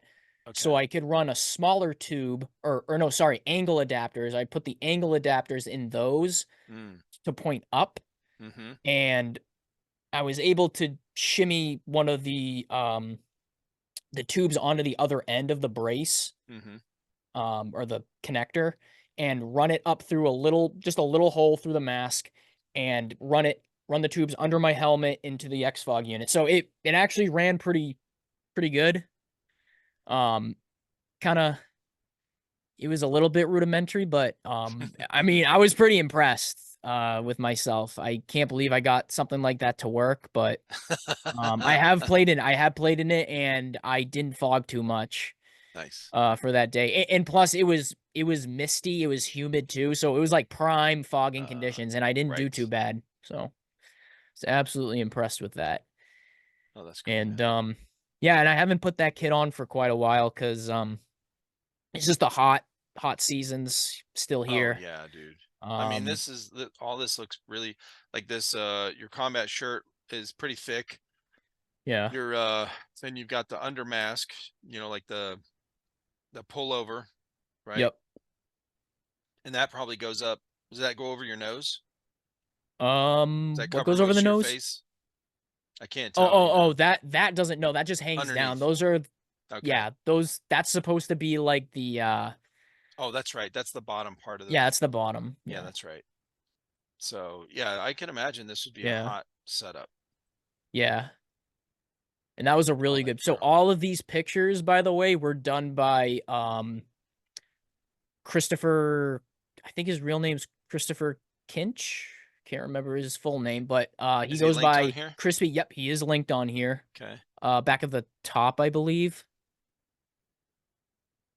Yeah, Crispy Airsoft. Okay. Yep. Awesome dude. He does a lot of he does ghost cosplays as well. Occasionally, but he does a lot of World War II. A lot of World War II. Oh yeah, I see. That's his thing. Okay. Russian kit as well. He does a lot of good stuff. Oh, that's cool, dude. Okay. Yeah. Interesting. And yeah, these ones were from Syndicate. I Matty Mo had a really good idea of, so that was actually pre-Syndicate. That was my preview kit for Syndicate, and then Matty Mo had, so if you look at the next one to the left there, so Matty Mo had a really good idea of taking mug shots on this painted wall that had like the like the measurement, like you'd see. Yeah, so we all took one, and yeah, mine came out freaking amazing. Yeah. That's and cool. Yeah, hey, I was you're running 6 foot with those nods. Yeah, I know. I know, nobody can bully me anymore. Right. And speaking of nods, those were phenomenal pair of nods. It's kind of a shame though that the event sucked total ass, and I never ended up really using them for any combat. Because it just wasn't worth playing. I didn't play the night portion because we were just so pissed off. Yeah. We were so pissed off after a series of unfortunate events. But those were like a $15,000 pair that Amped lended me for my rental pair. Usually they give you like a $4,000 pair or something like that. Like they gave me super good freaking Nocturne Industries photonics super high-end tubes, photonics lenses, like absolutely crazy. And you didn't get to use them? I mean, I used them for footage, but no, I'm not saying for actual gameplay. Not for actual gameplay, no. but they gave me a discount for $50 off my next purchase. So when when Stag Ops Autumn Justice rolls around, October 12th, I think it's the 12th. I'll be running those same ones again. Nice. Yep. Yeah, those are good pictures. Now, Yeah. did you end up sending me a Yeah, I did. That was so that's my Stalker. That was quite a few years ago. That was when I was still in high school, I think. Whoa. Yeah. Okay. But I got the Stalker patch, and the jacket I think is like the coolest part of it, because that is an actual military surplus special forces parka issued by the Serbian armed forces, and I believe I think it was made in Czechoslovakia. Wow. Yeah. Like, and I think that was right after Yugoslavia fell. So I think that came like after all the, because once Yugoslavia fell, like there was a huge dump of MilSim, and I think that's where that came from. Okay. Yep. And I can tell because it had that musty smell to it. So I know it was, so I knew it was that old. Oh, that's cool. That is awesome. And where'd you get the mask? Amazon. I think I got it on Amazon. It was just a prop mask. What does a mask like that run for a prop? Like just a basic one like that? For like $50? Oh, $30? No. Oh my God. No, you can get those for like 15. Oh shit, that's awesome. If not cheaper. Okay. So that mask was designed for every Soviet citizen in case of nuclear fallout. So they made it super cheap. They gave it to literally every man, woman, child. The kicker was that you died of asbestos before, you actually died of radiation. So yeah, so so that was the kicker. I mean, they didn't know back then. My dad had asbestosis. He didn't die from it, but he had his lungs were pretty bad. Yeah, but that tube, so I ordered that tube. Yeah. That came with that same filter. I cleaned out as best as I could because you never know. It actually came from Ukraine, so that was a good steal too, because that was before the war broke out. Yeah. And well, obviously they wouldn't have a use for those anymore, but it was still hard to ship stuff out of there regardless. But I got it, and it looked sketchy. It wasn't connected to the you know what? Hold on. You can tell it's authentic because look at that freaking packaging. Oh, wait a minute. Look at that packaging. Whoa. Like, that's the real deal. What? Yeah, so that's where it came from. Straight from Kiev. That's crazy, bro. Yeah. And I still Oh, yep, there it is. So, yeah, just whatever you do, don't open that cap. Just don't open it. But yep, there's your markings. It's asbestos filter. And that was, and I believe that's the year stamp. I have to see, or maybe it was 76. I can't remember. But then I got this weird thing in here too. I don't know if he threw it in there as like a souvenir or like a little gift, but he threw in this like horse card or whatever, and it says 1990 on it, and it's got like a calendar, the Russian calendar on it. Huh. Yeah, I don't know if you can see it well, but I can see the calendar. It's weird. It is interesting. Significance? So this is a Russian clue. calendar with horses on it. Yeah, and it's the 1990 calendar. I couldn't tell you. I really couldn't tell you. But that's been sitting in my closet now for 5 years? 4 years? No, I'm going to say 5 years. So, why Russia has... hold on, let's see. 1990. Pocket calendar with horses on it. I think it was Soviet just Union, a random like postcard, if you ask me. Yeah. But could be. I'm curious. It was interesting. Yeah, it is. little kind of history thing there. Trying to find one that's similar to. Yeah, I don't know. The heck?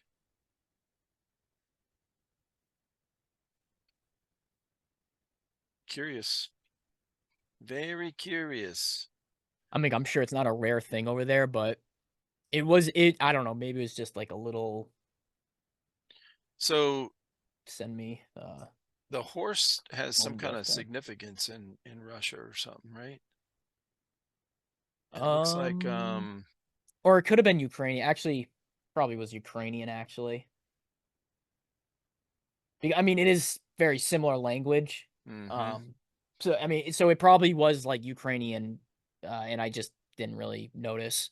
Yeah. But I don't know. You never know. You never know because there are Russian markings on that gas mask. At least I think it is. I'm pretty sure it is. Right. I know obviously they were issued to like every Eastern Bloc country, but I think they all had the same markings, minus the date stamps and all that stuff. But Right. I mean, honestly, as like a little collector's item, I mean, it's in superb condition. Dude. I mean, that filter is in superb condition. I just wouldn't wear it because I'm not a dumbass and I don't like cancer, but it's you could tape it on there. Yeah, absolutely. You could get some green duct tape and tape it on the end. So it looks like it's attached, but it's not actually unscrewed. Yeah, there are ways people have like used a real filter without cutting out the actual asbestos, but I'd rather just 3D print my own or something like that. Right. I mean, probably what I could do is, well, the easiest way would just be find a file online, print it, and then be done with it, or just buy a pre-printed model, or I could get the dimensions of that and make a mold and and I don't know, make it myself, because like my machine shop actually does injection molded, and you know, they could probably do something like that for me, something small. But I don't know, we're so bogged down with work right now that it's like I don't have time for my hobbies there. They look at me with a dirty eye and say like, you think we have time for this shit? Oh, I know. Get back to work or you're fired. There's no, they don't actually say that though. No, but I don't think there was any factory I ever worked in. I've worked in quite a few of them that Yep. I don't think there's anyone that we would even have time to use their machinery for anything. Yeah, it is unfortunate because they you know, they are the kind of people that would allow, you know, clients to, you know, come in, like makes like a one-off part of something that they need, okay, like a prototype or something. So like I'd be, you know, they'd be more than happy to, you know, if I had to make like a machined part for my gearbox or something, they probably let me do that. But it's just we don't have time for it. We have a couple jobs that are like months behind, so we just can't afford anything. Yeah. Yep. Oh yeah, it's a nightmare. It's a nightmare. Yeah, I hear that. Yeah, I had one of the factories my first factory, I was able to have some time here and there. I was there for 9 years, so during that time, and I worked night shift a lot of those years. So it was available. I had time available there to teach myself welding. So I had somebody teach me how to set it up. Nice. And then I just practiced and practiced. Yeah, we don't do any welding on site. We just send it over to the other warehouse that my boss owns down. It's actually down the street, and they do everything for us. So nice. So I mean, I'd like to see how they do it, honestly, so I could get some experience with it. But it is what it is. I'll stick to CNC machines. So yeah, that's what I know best. That's cool. Yeah. What else you got going on, man? You got well, you know, since we were on the topic of video games and media, I did build my own PC. Oh, nice. Yeah. Is that what you're using right now? Absolutely. That's why I have this new microphone, new headset, new everything. Dude, the microphone sounds amazing. Here, I'll show you. Yeah, it's actually a pretty good microphone. Oh, yeah. Shout out my friend for having a headset and microphone. They're fucking awesome. Okay, because yeah, you understand. Okay, Oh, I didn't yes, have to tell you. I absolutely. didn't have to ask you. You're welcome, audiophiles. You are welcome. Here, I'm actually sending it to you right now. The Okay. computer. It's like a 17-second video. Ooh, Yeah. okay. Hopefully you can screen share it because it's beautiful. I'm proud of myself. Good, man. Good. But I actually a coworker actually sent me well, he didn't send me, he literally gave it to me while I was there. He's our lead programmer, and he kind of likes to fiddle around with machining and stuff like that on his free time. And he had this resin printer laying around, and I know you had Enmo on, and he was getting, into that nerd talk about 3D printing. Yeah. And I wanted to get into it myself. And just one day at work, he's like, "Hey, I know you shared an interest in 3D printing. You want this Elegoo Mars that I was just holding on to in the shop?" And he's like, "Yeah." And I'm like, "What? Isn't that like Oh a my $200?" Like, I think that one came out in like 2020. Okay. So I mean, it's an older model, but he was telling me like, "Dude, it still prints freaking phenomenal." It's a resin printer? Yeah, it's a resin printer. It still Dude, that's prints great. phenomenal figures. Like, he does like a lot of stuff with it. And he's like, "Yeah, dude, I'll give it to you for free." And he gave me like he gave me the rundown on how to run it. I took it home, and I I can actually show you some of the stuff I've been fiddling around with. I made a couple of 3D models. Cool. Let's see this. But I've been computer enjoying it. here. Yeah, it is like super over the top. Whoa. Yeah, isn't that You got sick? graphics on the processor heatsink. Every component except for that one fan in the back and a couple of the, like, minus the wire extensions. Yeah. Everything is RGB in this thing. Everything. That's crazy. Look at that. Even my mouse, my keyboard, my mouse pad, and my microphone have all RGB. It's like that is cool, man. Yeah, it is so over the freaking top. So and for specs, I have what are the specs on it? Oh yeah, so for specs, I have a 4070 Ti Super for my graphics card. I have DDR5 RAM, 32 gigs, 6,000 megahertz speed. I have a 850 watt power supply from Seasonic. Oh, what else? The cooler what is obviously has an LCD screen. It's the LCD version of Lee and Lee's Galahad 2. Let's see what else. It's got the motherboard is an Aorus from Gigabyte, and the graphics card is also Gigabyte. So it's it has a lot of Gigabyte components in there. Right. The fans are Lee and Lee, because in my opinion, Lee and Lee has like the best looking aesthetic fans, in my opinion. Corsairs are pretty good, but I went with Lee and Lee. And for the case, it is a Lee and Lee Landcool 3. And it performs freaking phenomenally, and I'm in love with it. I can play anything I want in 2K. That's amazing. Oh, and the monitor, it's a 2K monitor at 240 hertz with HDR. Woo, buddy. Yep. And I only paid $280 for it, so it was quite a steal. Dude. Yeah. You're seeing some detail with that thing too. Yeah. Oh my God. Yeah. I love playing games in 2K. Cause I mean, I'm not playing like super competitive games, so I don't, I'm not going for like extremely high FPS, but I still like having a high refresh rate. Sure. So that's why I went with the, that one in particular. And it's a 27-inch too. So it's actually quite big. Oh yeah. And it's a curved screen as well. Yeah. So those are awesome. I do like the curved screens. And yeah, it runs pretty much everything. I think when my brother's over here and he plays he'll play like Fortnite when I'm gone. Oh yeah. He'll like tune all the settings down. Like, if you know anything about competitive gamers, like they'll tune all the settings down to potato graphics so they can get like the highest FPS they can. Gotcha. My brother on those settings was getting like almost 700 FPS, if not more. Yeah, 700 FPS. Okay. Good Yeah. God. Yeah. That's crazy, But bro. granted, that's like potato graphics. Yeah, sure. With like if you turned it all the way up to quality graphics, you probably get up to like 200.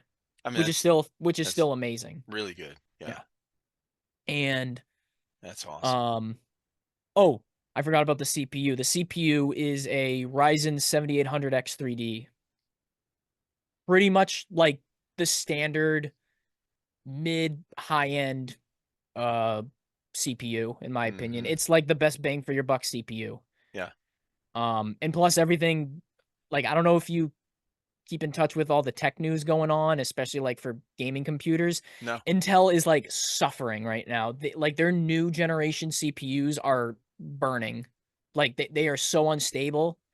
It's like not even funny. So That's Ryzen because is pretty much taking over the market. yeah. Yeah, because they sat back. They were on top for a while and they sat back. They didn't innovate. Kinda, because they had it good for a while. Yeah, they had it good. And then Ryzen, I mean, I will admit when the Ryzen 9000s just came out, I think they came out like a month ago or something. When the 9000s came out, it was kind of a bust. But I mean, really the only thing you could brag about the 9000 series was that they were more efficient. But it's, you could say at least they're not friggin' melting computers. Yeah, At least they're no not shit. like, yeah, it's crazy. But and I Yeah, think that's not good at all. I think they're going to release gotta see. an even more budget version of the 7800X 3D.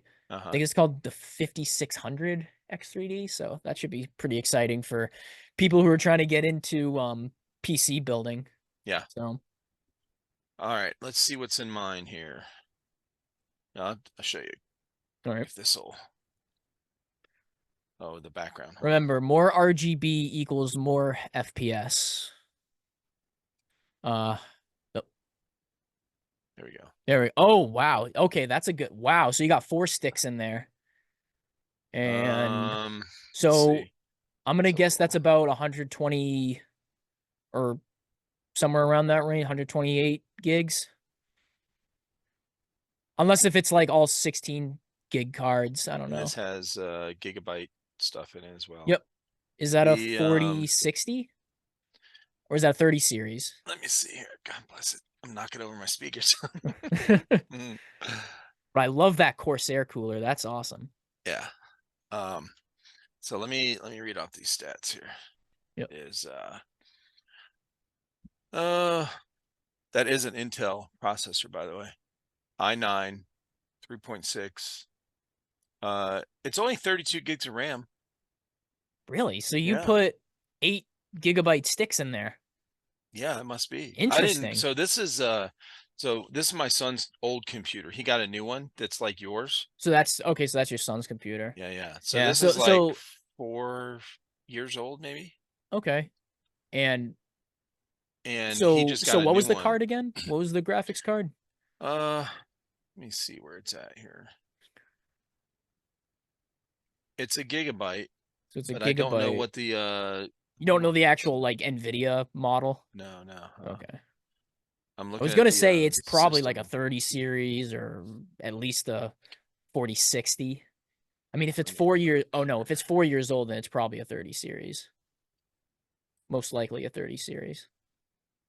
Oh, wait a minute. Where's my I have an app. If you go into your My NVIDIA task settings here. manager, or if Yeah. you go into your task manager, that should also give you stats. Yeah, let's do that. Yeah, type in task manager, that should give you all the telemetry. You go into like the diagnostics Diagnostics button, right? yeah, like the one that has like a cardiogram on it on the side. Mm-hmm. Here we go. Yep, and then you click on, CPU, memory, GPU, it'll give you like all the components. Here we go. All right, this is NVIDIA.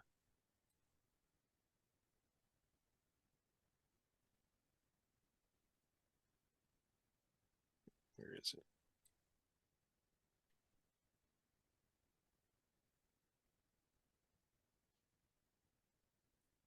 properties. Here we go.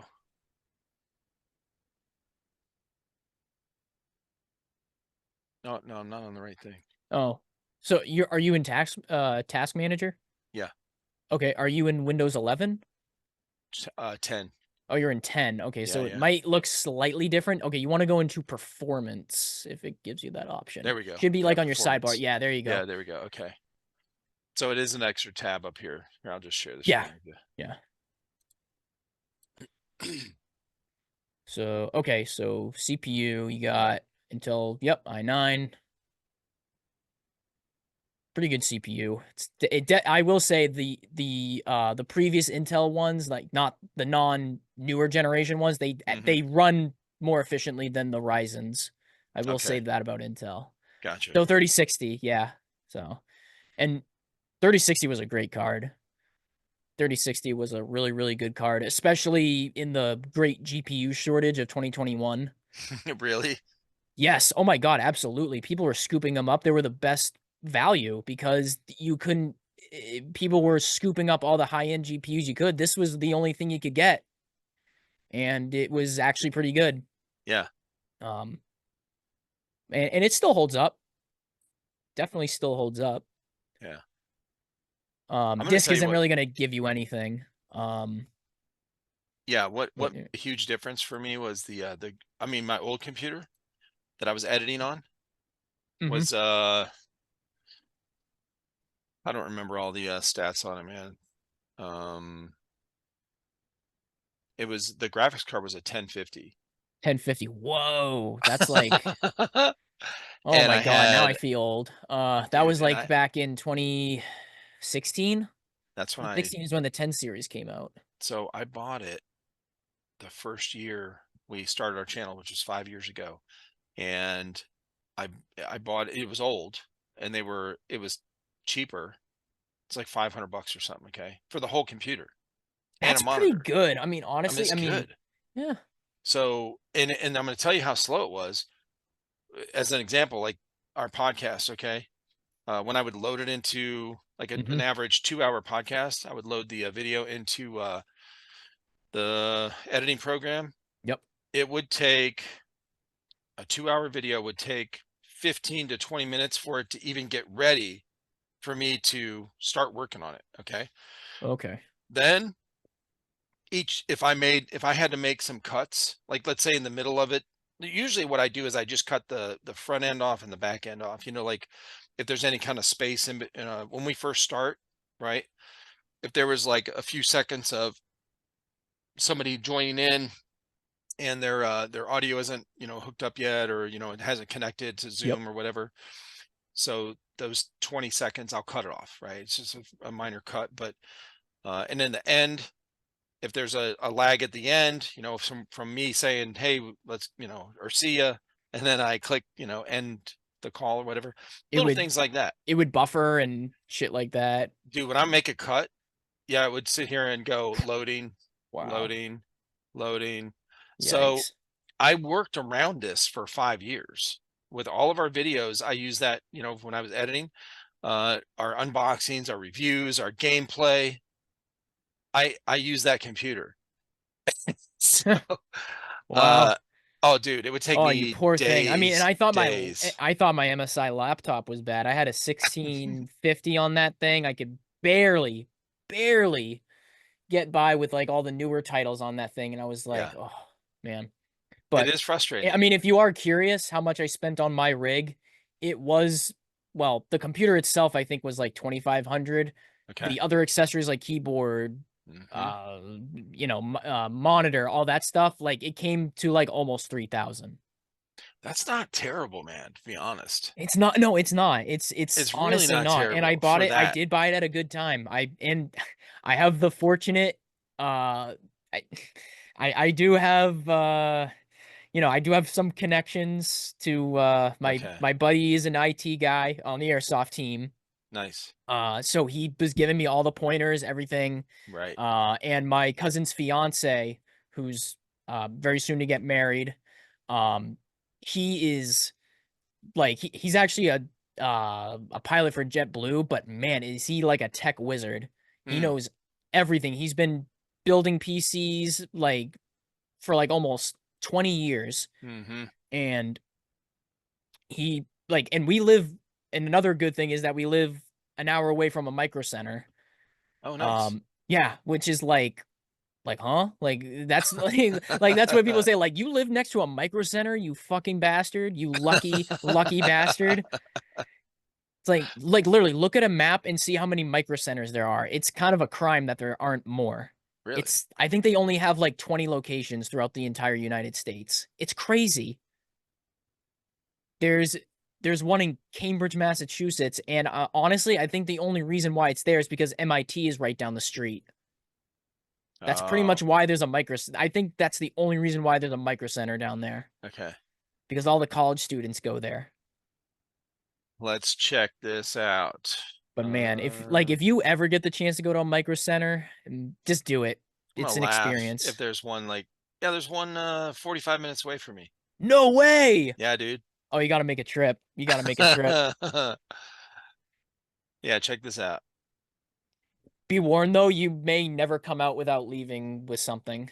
That's my only warning. So no I am freaking way. Yeah, so this is by Charlotte. So this is Charlotte.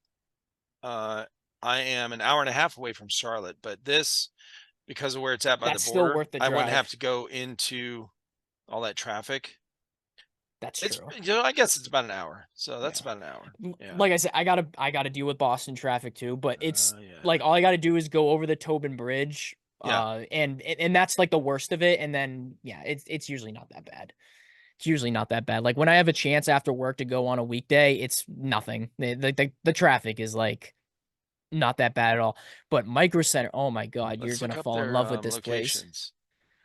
Let's see. But yeah, everybody complains like, oh, they have like this great, like they'll praise Micro Center for like they have a GPU return. So if for whatever reason my 4070, I want to get rid of it, they'll buy it back from me. My components and all that shit. They have great protection plans. They have killer deals. They bundle their CPUs, their RAM, their motherboard. But it's like in store only.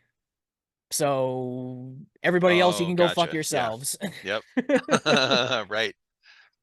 Okay. So it's like I actually do feel bad for the people that don't live next to one because man, Micro Center has amazing deals. I got a whole like Ryzen, my CPU, my Ryzen 7800 X3D bundle for like less than $400. Crazy deal. That is absolutely insanely good deal. And especially with the like the high speed RAM I got, like it's like crazy good. It's like it was like a $100, more than $100 off discount off of that CPU with the bundle. It's like wild. Absolutely wild. Like I don't know how they make money. I really don't know how. They buy all their stuff from Newegg and then they resell it. Okay. Maybe that's like a conspiracy theory or something, but I mean, Newegg is a good spot. Newegg's it pretty really good. is. Yeah, really Newegg is is good. Yeah, they got some good stuff. Yeah, but nice. Yeah, I've never had a bad experience there. Like every time you go there and you need help from somebody, you're not talking to a dumbass. Like everybody there knows what they're talking about. For real. Yeah. Go to Best Buy and ask about a computer. Oh, they'll be like, what do you want, a Ryzen? You want a Ryzen 4070? Yeah, okay. Let's take a look at that Ryzen 4070 you wanted. Yeah, that's exactly what they'll do. And then they'll be like, oh, you want to ask them about how much RAM, this and that, and they're like, like, you talking about memory? Yeah, I think memory? Yeah, I think 2 terabytes. Like what? Yeah, it's an SSD. Yeah. Like, dude. And then they'll point to like, and then they'll point to like this like shitty alien, like shitty overpriced Alienware. It's like, yeah, you can play Minecraft on that. Yeah. Like, yeah, I've gotten like 200 FPS on Minecraft. That baby will play fucking. It's smoking, okay? Yeah. It's so fast. You can chop those blocks really like extra fast. And it'll be like one, like, and it'll be like, and look at the RGB, and it'll be like one blue light in the back that like that's super dim. It's like, Okay.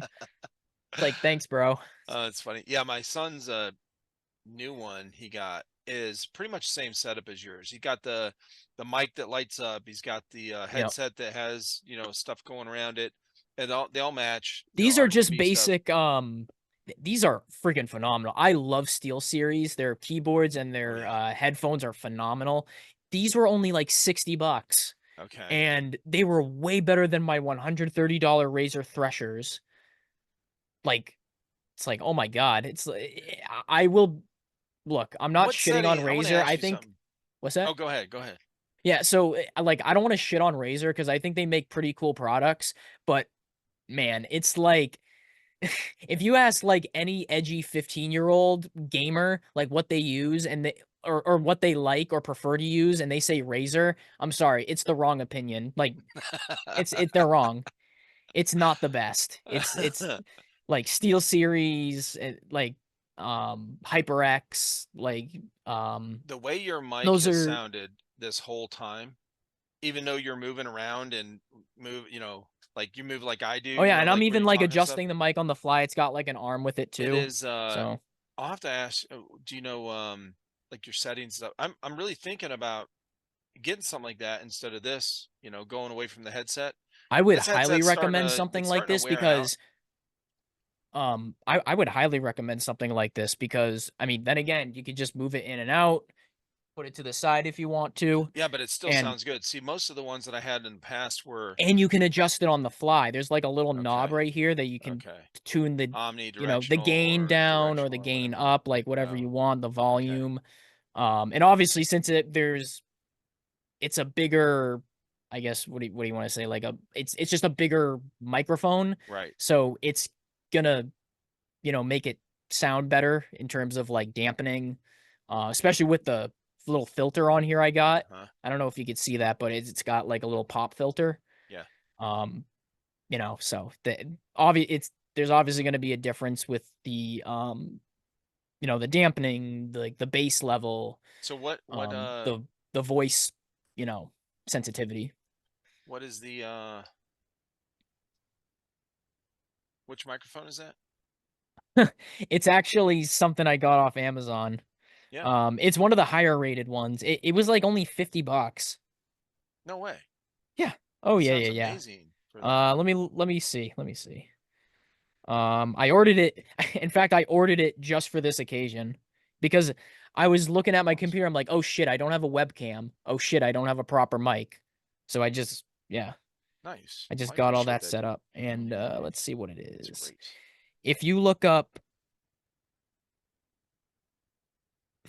Fifine, it's spelled Fifine. If you gaming microphone, like just put that Popped in. up right away when I started typing. Yep. Yeah, it'll be, oh my God, not even $50, like $40. The one that's 39. 99, yeah. Yeah, yeah. Limited time deal. Oh yeah, that's probably why it's like only $40. It comes with that. And it boom as comes with well? that, and it clamps right into your desk. Yeah, it clamps on your desk. Yep. It's good, that's seamless. awesome, I mean, it doesn't have like, I mean, it's a little flimsy. I will admit it is a little bit flimsy, Yeah, but most of them are. it stays very stable and it doesn't like creak at all. It doesn't go like, it's awesome. This It's is really, one really of the, good. yeah, very similar arm that we used to have for the original setup we had a long time ago for a different, not for this channel, for Yeah. a different channel. And yeah, they work fine. They work fine. I mean, it's not like I'm, I mean, honestly, I sit pretty still when I'm talking, but Yep. okay, I'm adding this to my cart right now. Yeah, and plus you can like have your hands free. You're like, say if you're on a call with somebody and you're like eating food or something, you don't have to like take the friggin' microphone out of your face and have to like, you know what I'm talking about? Yeah. Yeah, Like I've had exactly. that problem before. So Oh, yeah, like me this too. this setup is way better. It is sort of more hands free in a way, believe it or not, No, it because is. it's And not. well, the other thing too is, see, I have this the Yep. cord that kind of gets in the way a little bit sometimes, but Yeah. I do want to upgrade the sound quality of the Yeah, and and honestly, I'd say definitely get a SteelSeries Arctic 2 If you Okay. if you don't have to get like anything super high end. It's still a wired head headphone, but man, it's like they're when SteelSeries made it, like their first concern was just Mhm. sound quality and aesthetics second. It's like, it's Yeah, not the that's sexiest looking no, gaming that's what headset, I but I want. mean, I want the man, it is quality first. so good, so good. And it's only $60. It is wicked good value. Okay, I'm looking up there. Yeah, okay. The Arctis Nova 1. Uh Nova What'd you 1 say? or Nova 2, I Oh, don't know Nova. the Oh, exact okay, okay, difference, but okay. yeah, it might Gotcha. be. If it says $60, then that's the one. Yeah, yeah. Yep, and it's wired. Okay. Yeah, and I don't mind wired shit, honestly. My No, keyboard's wired, my mouse is heavens. wired. Oh yeah. It's like I don't care about the wireless stuff all that much. Now, if you're playing games, especially competitive, a lot of guys They still use the they wired want the mouse wired because mouse. because it's There's no more lag. seamless. Yep, more It's seamless. seamless. Yep. You never have interference. Yep. I mean, I will say wireless mice have gotten a lot Way better better. over the Way past better. like 10 years, within the past 10 Sure. years. Yeah. Oh my God. They've heavily improved. But honestly, there's a reason why they're still making, new wired mouse or mice. Yeah, I absolutely. mean, because, the gamers, the pro gamers still use them and they're phenomenal. They're reliable. You don't have It's to worry super about reliable. batteries, and doesn't really get in the way. It like Yeah. the wire No. usually 90% of the time does not get in the way. It really No, no. doesn't. It's never a problem from what I've experienced. Yeah, the way they're made, the wires go back towards the back. It's Yeah, never in your way. exactly. Yeah, I mean, exactly. The only if your concern, mouse is like set up, like your pointer yeah, speed is set up hmm so slow that you have to move the mouse enough to where your cord's getting in the way, right. bro, Yeah, just no. don't even game. Okay, you need to up your sensitivity of your Yeah. mouse pointer.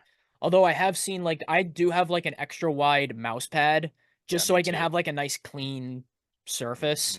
Yep. But I have seen people that use lower sensitivity but like an extra wide mouse pad Mm-hmm. for like, because they want to use like their whole arm motion Mm. as they're aiming. Like, I see a lot of professional Counter-Strike players use this for Really? that reason, because it just they say it feels better in their hand while they do it. Gotcha.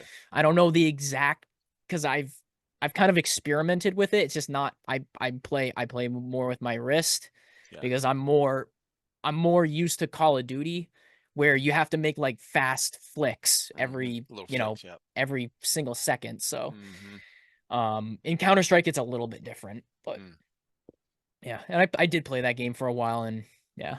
So, but totally changed. Now, have you gotten on Yeah. Helldivers? Love Helldivers. Helldivers. Do The you play? last time, it's been a while. It's been like a Okay. couple months now, but like I said, I've been playing Arma. It's all been about Arma Right. these Okay. these last couple Well, you'll have weeks. to send me your if you don't want to say it on here, you'll have to send me a message with your Steam name or something, and I'll add you. Yeah, I can tell you my Steam name. It's Yeah, there, and I'll send a friend. it's literally like forklift operator. That's the name. Gotcha. Yep.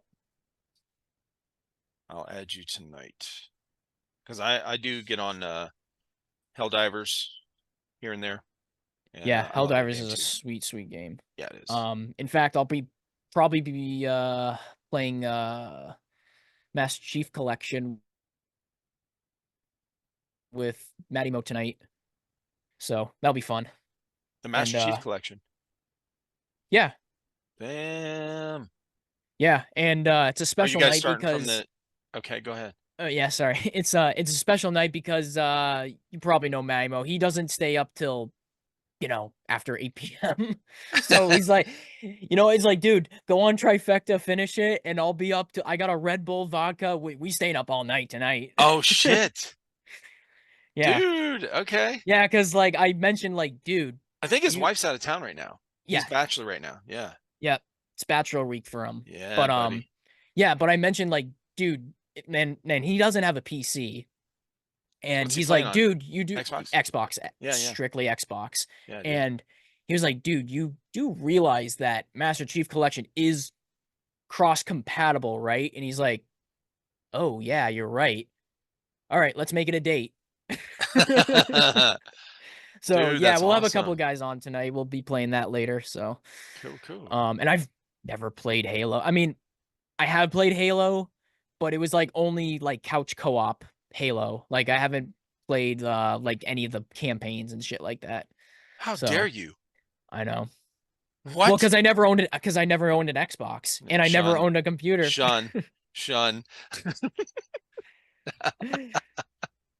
No, I'm teasing, man. I'm teasing. No, yeah. But no, I wanted to play Halo for quite a while, but it's just that I've always, like, as a kid, we never had a computer in our family. Never. Yeah. Yep, we all had smartphones. Those were our computers. Right. And that computer I showed you was the first ever computer I've ever had, literally in my entire that's life. cool. Yeah. Well, dude, So, what a great way to start and out. I've always, yeah, exactly. But yeah, I've only had consoles, strictly consoles. I started out with a Wii. I had some like portable systems like DS and stuff like that.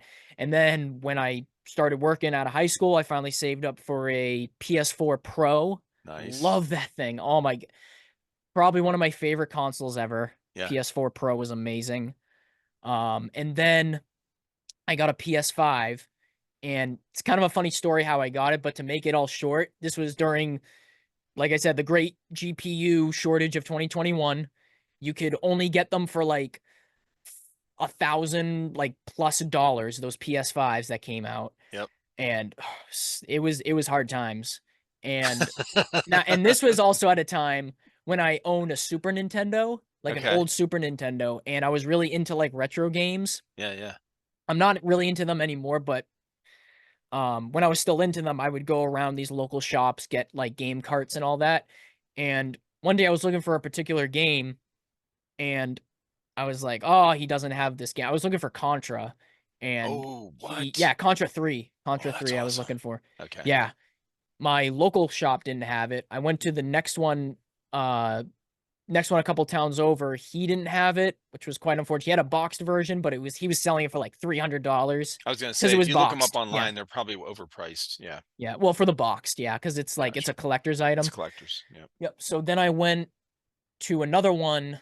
They were closed, and I was like, oh, I'm getting really impatient. So I'm like, okay, last stop I'll make today is I'll go to like Exeter, New Hampshire. I found, like, I literally looked on Google Maps to find like anything, and it was like this super small place. It was literally the size of this bedroom, the whole shop, and it was connected to a pizzeria.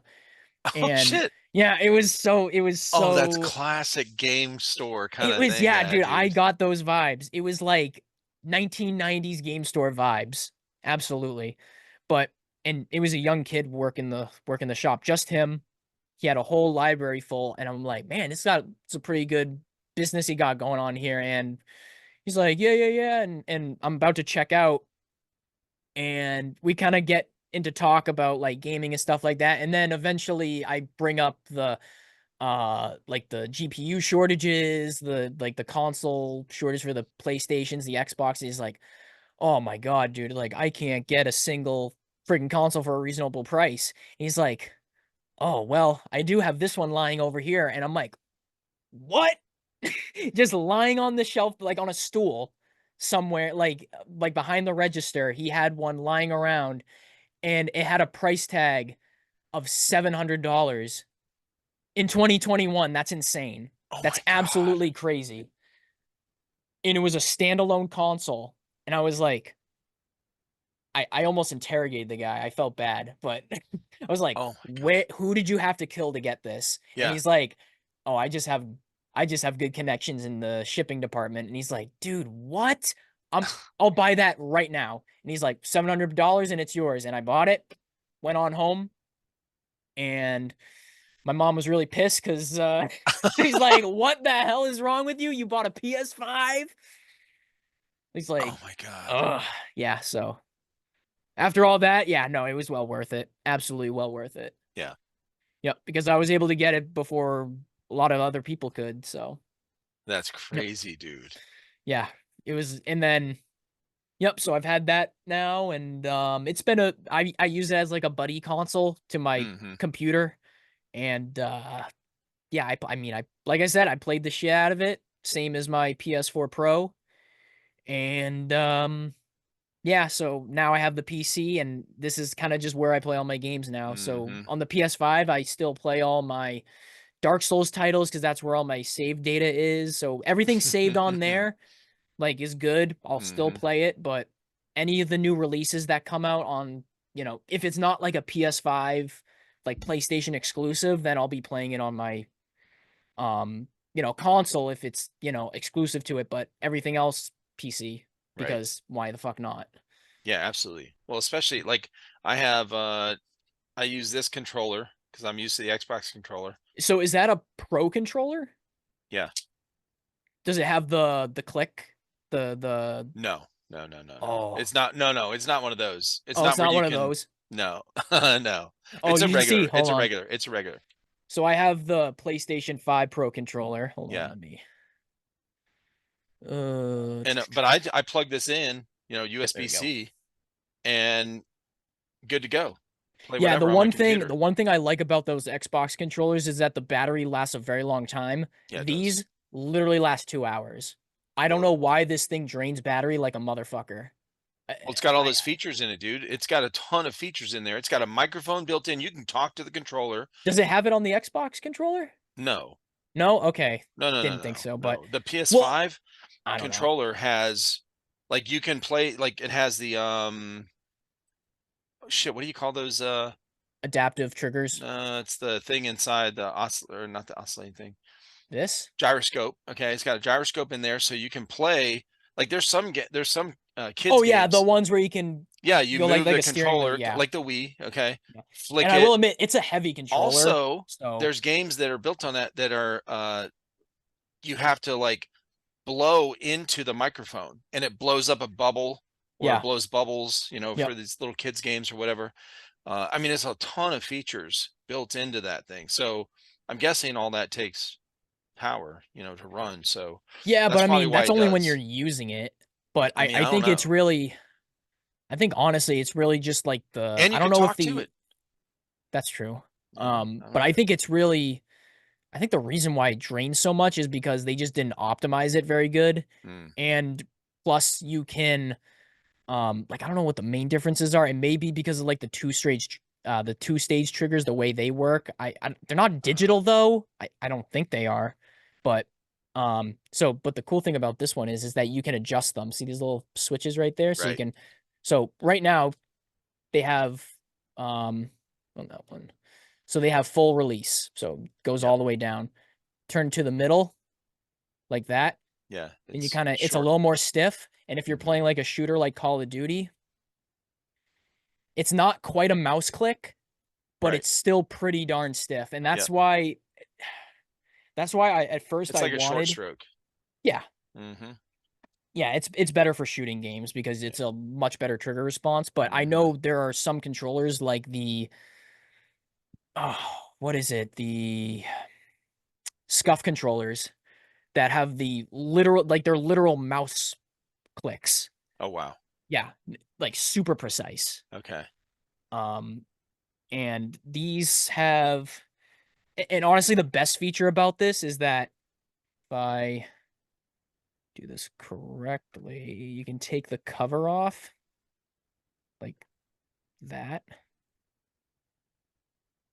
I don't know if there's a tool you need to get it off, but yeah, maybe not. But anyway, these modules, so if you remove this like shell right here, you can take those thumbsticks off and replace them. So thumbstick drift, yeah, you're never gonna have to replace a controller again. How my son has the newer, like the Pro version of the Xbox controller, and it's same type of thing. Yep, and you can D-pad store will your, come off. You can do all kind of stuff with the D-pad and adjust it. Yeah, and right here, I don't know if you can see the slot, but there's there.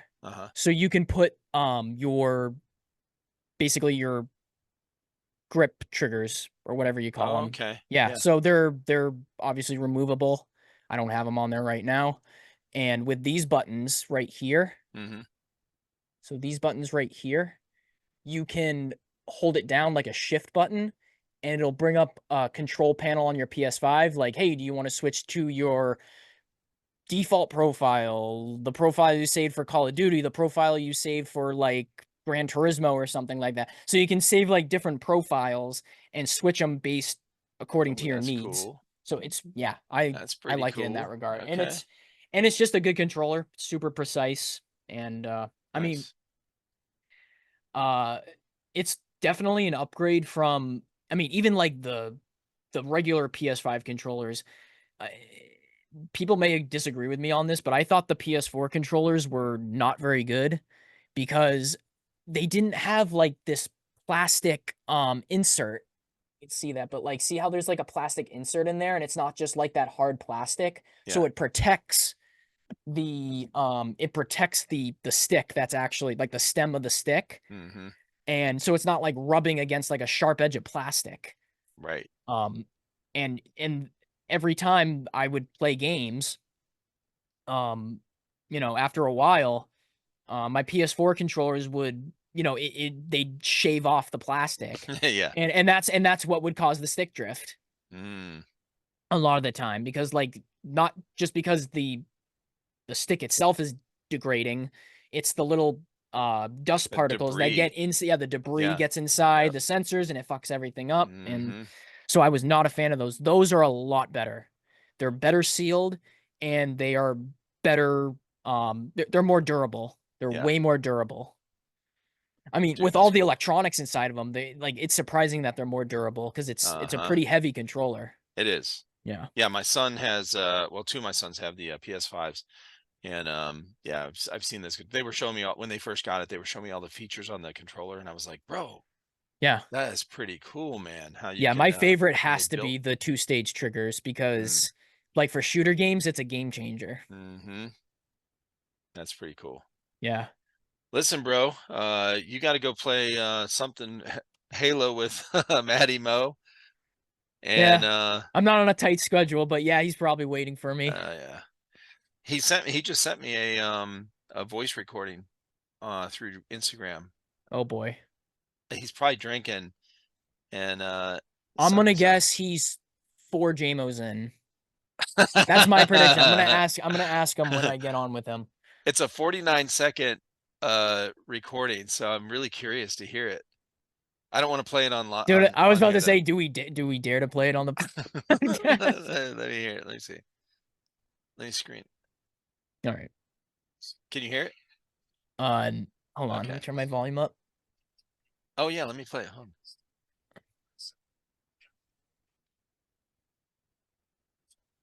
Can't really hear it. No. Okay, hold on. I'm gonna do it again. I'm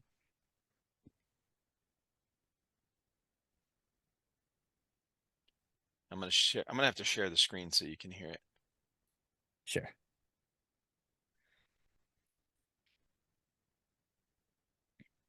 Go away. All right. Ready? Yep. Oh, E-Rock, it's Matty Mo. Listen, had to send you a message. I heard that Ghost is going live with you tonight for the podcast, right? So, gotta ask a favor, buddy, from the Matty Mo Talent Agency. Make sure you ask him what his thoughts are on Condor outdoor tactical gear. Him and I have a long-running feud where I say Condor gear is very adequate, very great for, new time airsofters, and he tells me the complete opposite, that it's trash, it's made in China, which it's not. It's actually made here in the U.S., believe it or not. But, yeah, it's a long time running friendly feud that him and I have. If you could bring that up in the podcast tonight, dude, I would seriously owe you one. Shout out Matty Mo. Shout out Matty Mo. All right, so what is this big controversy here? So I've heard a bunch of stuff about Condor. I think why are you hating on them, bro? I don't like their quality. It's just kind of like I will admit there's a lot more worse than Condor. Yeah. But it's just kind of like the meme brand to shit on. So but it is not. Condor does not make the best quality stuff. I will give them I will give them the benefit. I will play a little bit of devil's advocate. It does help airsofters get started with their gear, but after that, you should not be running Condor. Absolutely no fucking way you should be running Condor. If I see you at an American MilSim and you say you've been playing airsoft for 10 plus years and I see you wearing Condor, I'm like not even gonna talk to you. I'm sorry. Shun. Oh, that's awesome. That is great. I'm sorry. You can definitely talk to me. We can be friends. But don't tell me Condor is the best. Don't tell me Condor is the best. Not when Spiritus exists. Not when Haley Strategic exists. Not when, dare I say, Cry Precision. So, I know people have mixed positions. I know people have mixed opinions about Cry Precision, but their JPCs are amazing. I like their JPCs. I do. But nice. In fact, I'm actually going to be making a JPC loadout based on U.S. Air Force PJ unit. So nice. That'll be something to look forward to. But anyway, yeah, Condor, especially their chest rigs. It's like if you do as much crawling around in foliage and dirt as I do, like that thing will start fraying. The mall webbing is just not very good. The stitching doesn't hold up as well as some others. I mean, even my 511, I mean, it doesn't have that problem because it's laser cut in some places, but even then the places where it is stitched is like, it hasn't failed on me. Has not failed on me once. Nothing has frayed and nothing has like come off of it yet. And the Condors just, they suck. They suck. They do not last long. It's like buying a beater car. It's like, yeah, it'll last you for, it'll get you from A to B, but how long is A to B and how long you're going to be traveling from A to B until you have to get a new one. You know what I mean? Mm-hmm. Condor is the beater car of airsoft. Oh shit. I'm sorry. Bold statement. I'm sorry. That's a good place to end, man. I appreciate you being on, dude. This is great. I think what we're gonna have to do is have you and Matty Mo on. You know what we'll have to do is have your whole team on. That's what I want. Yeah, okay. That's what I want to do. I want to have Team Condor, Team Anti-Condor, whatever. Okay, like it's funny that you say that because I was in the messenger chat with him and we were saying like, dude, we gotta have a presidential style debate on Condor versus whatever Ghost promotes this week, or and is like, okay, only if I can do a Donald Trump impression. Cry Precision will make them great again. They're made in Condor comes from China. China. We call them awesome. We call them Condor cuck. Condor cuck. I wouldn't want to be caught with Condor.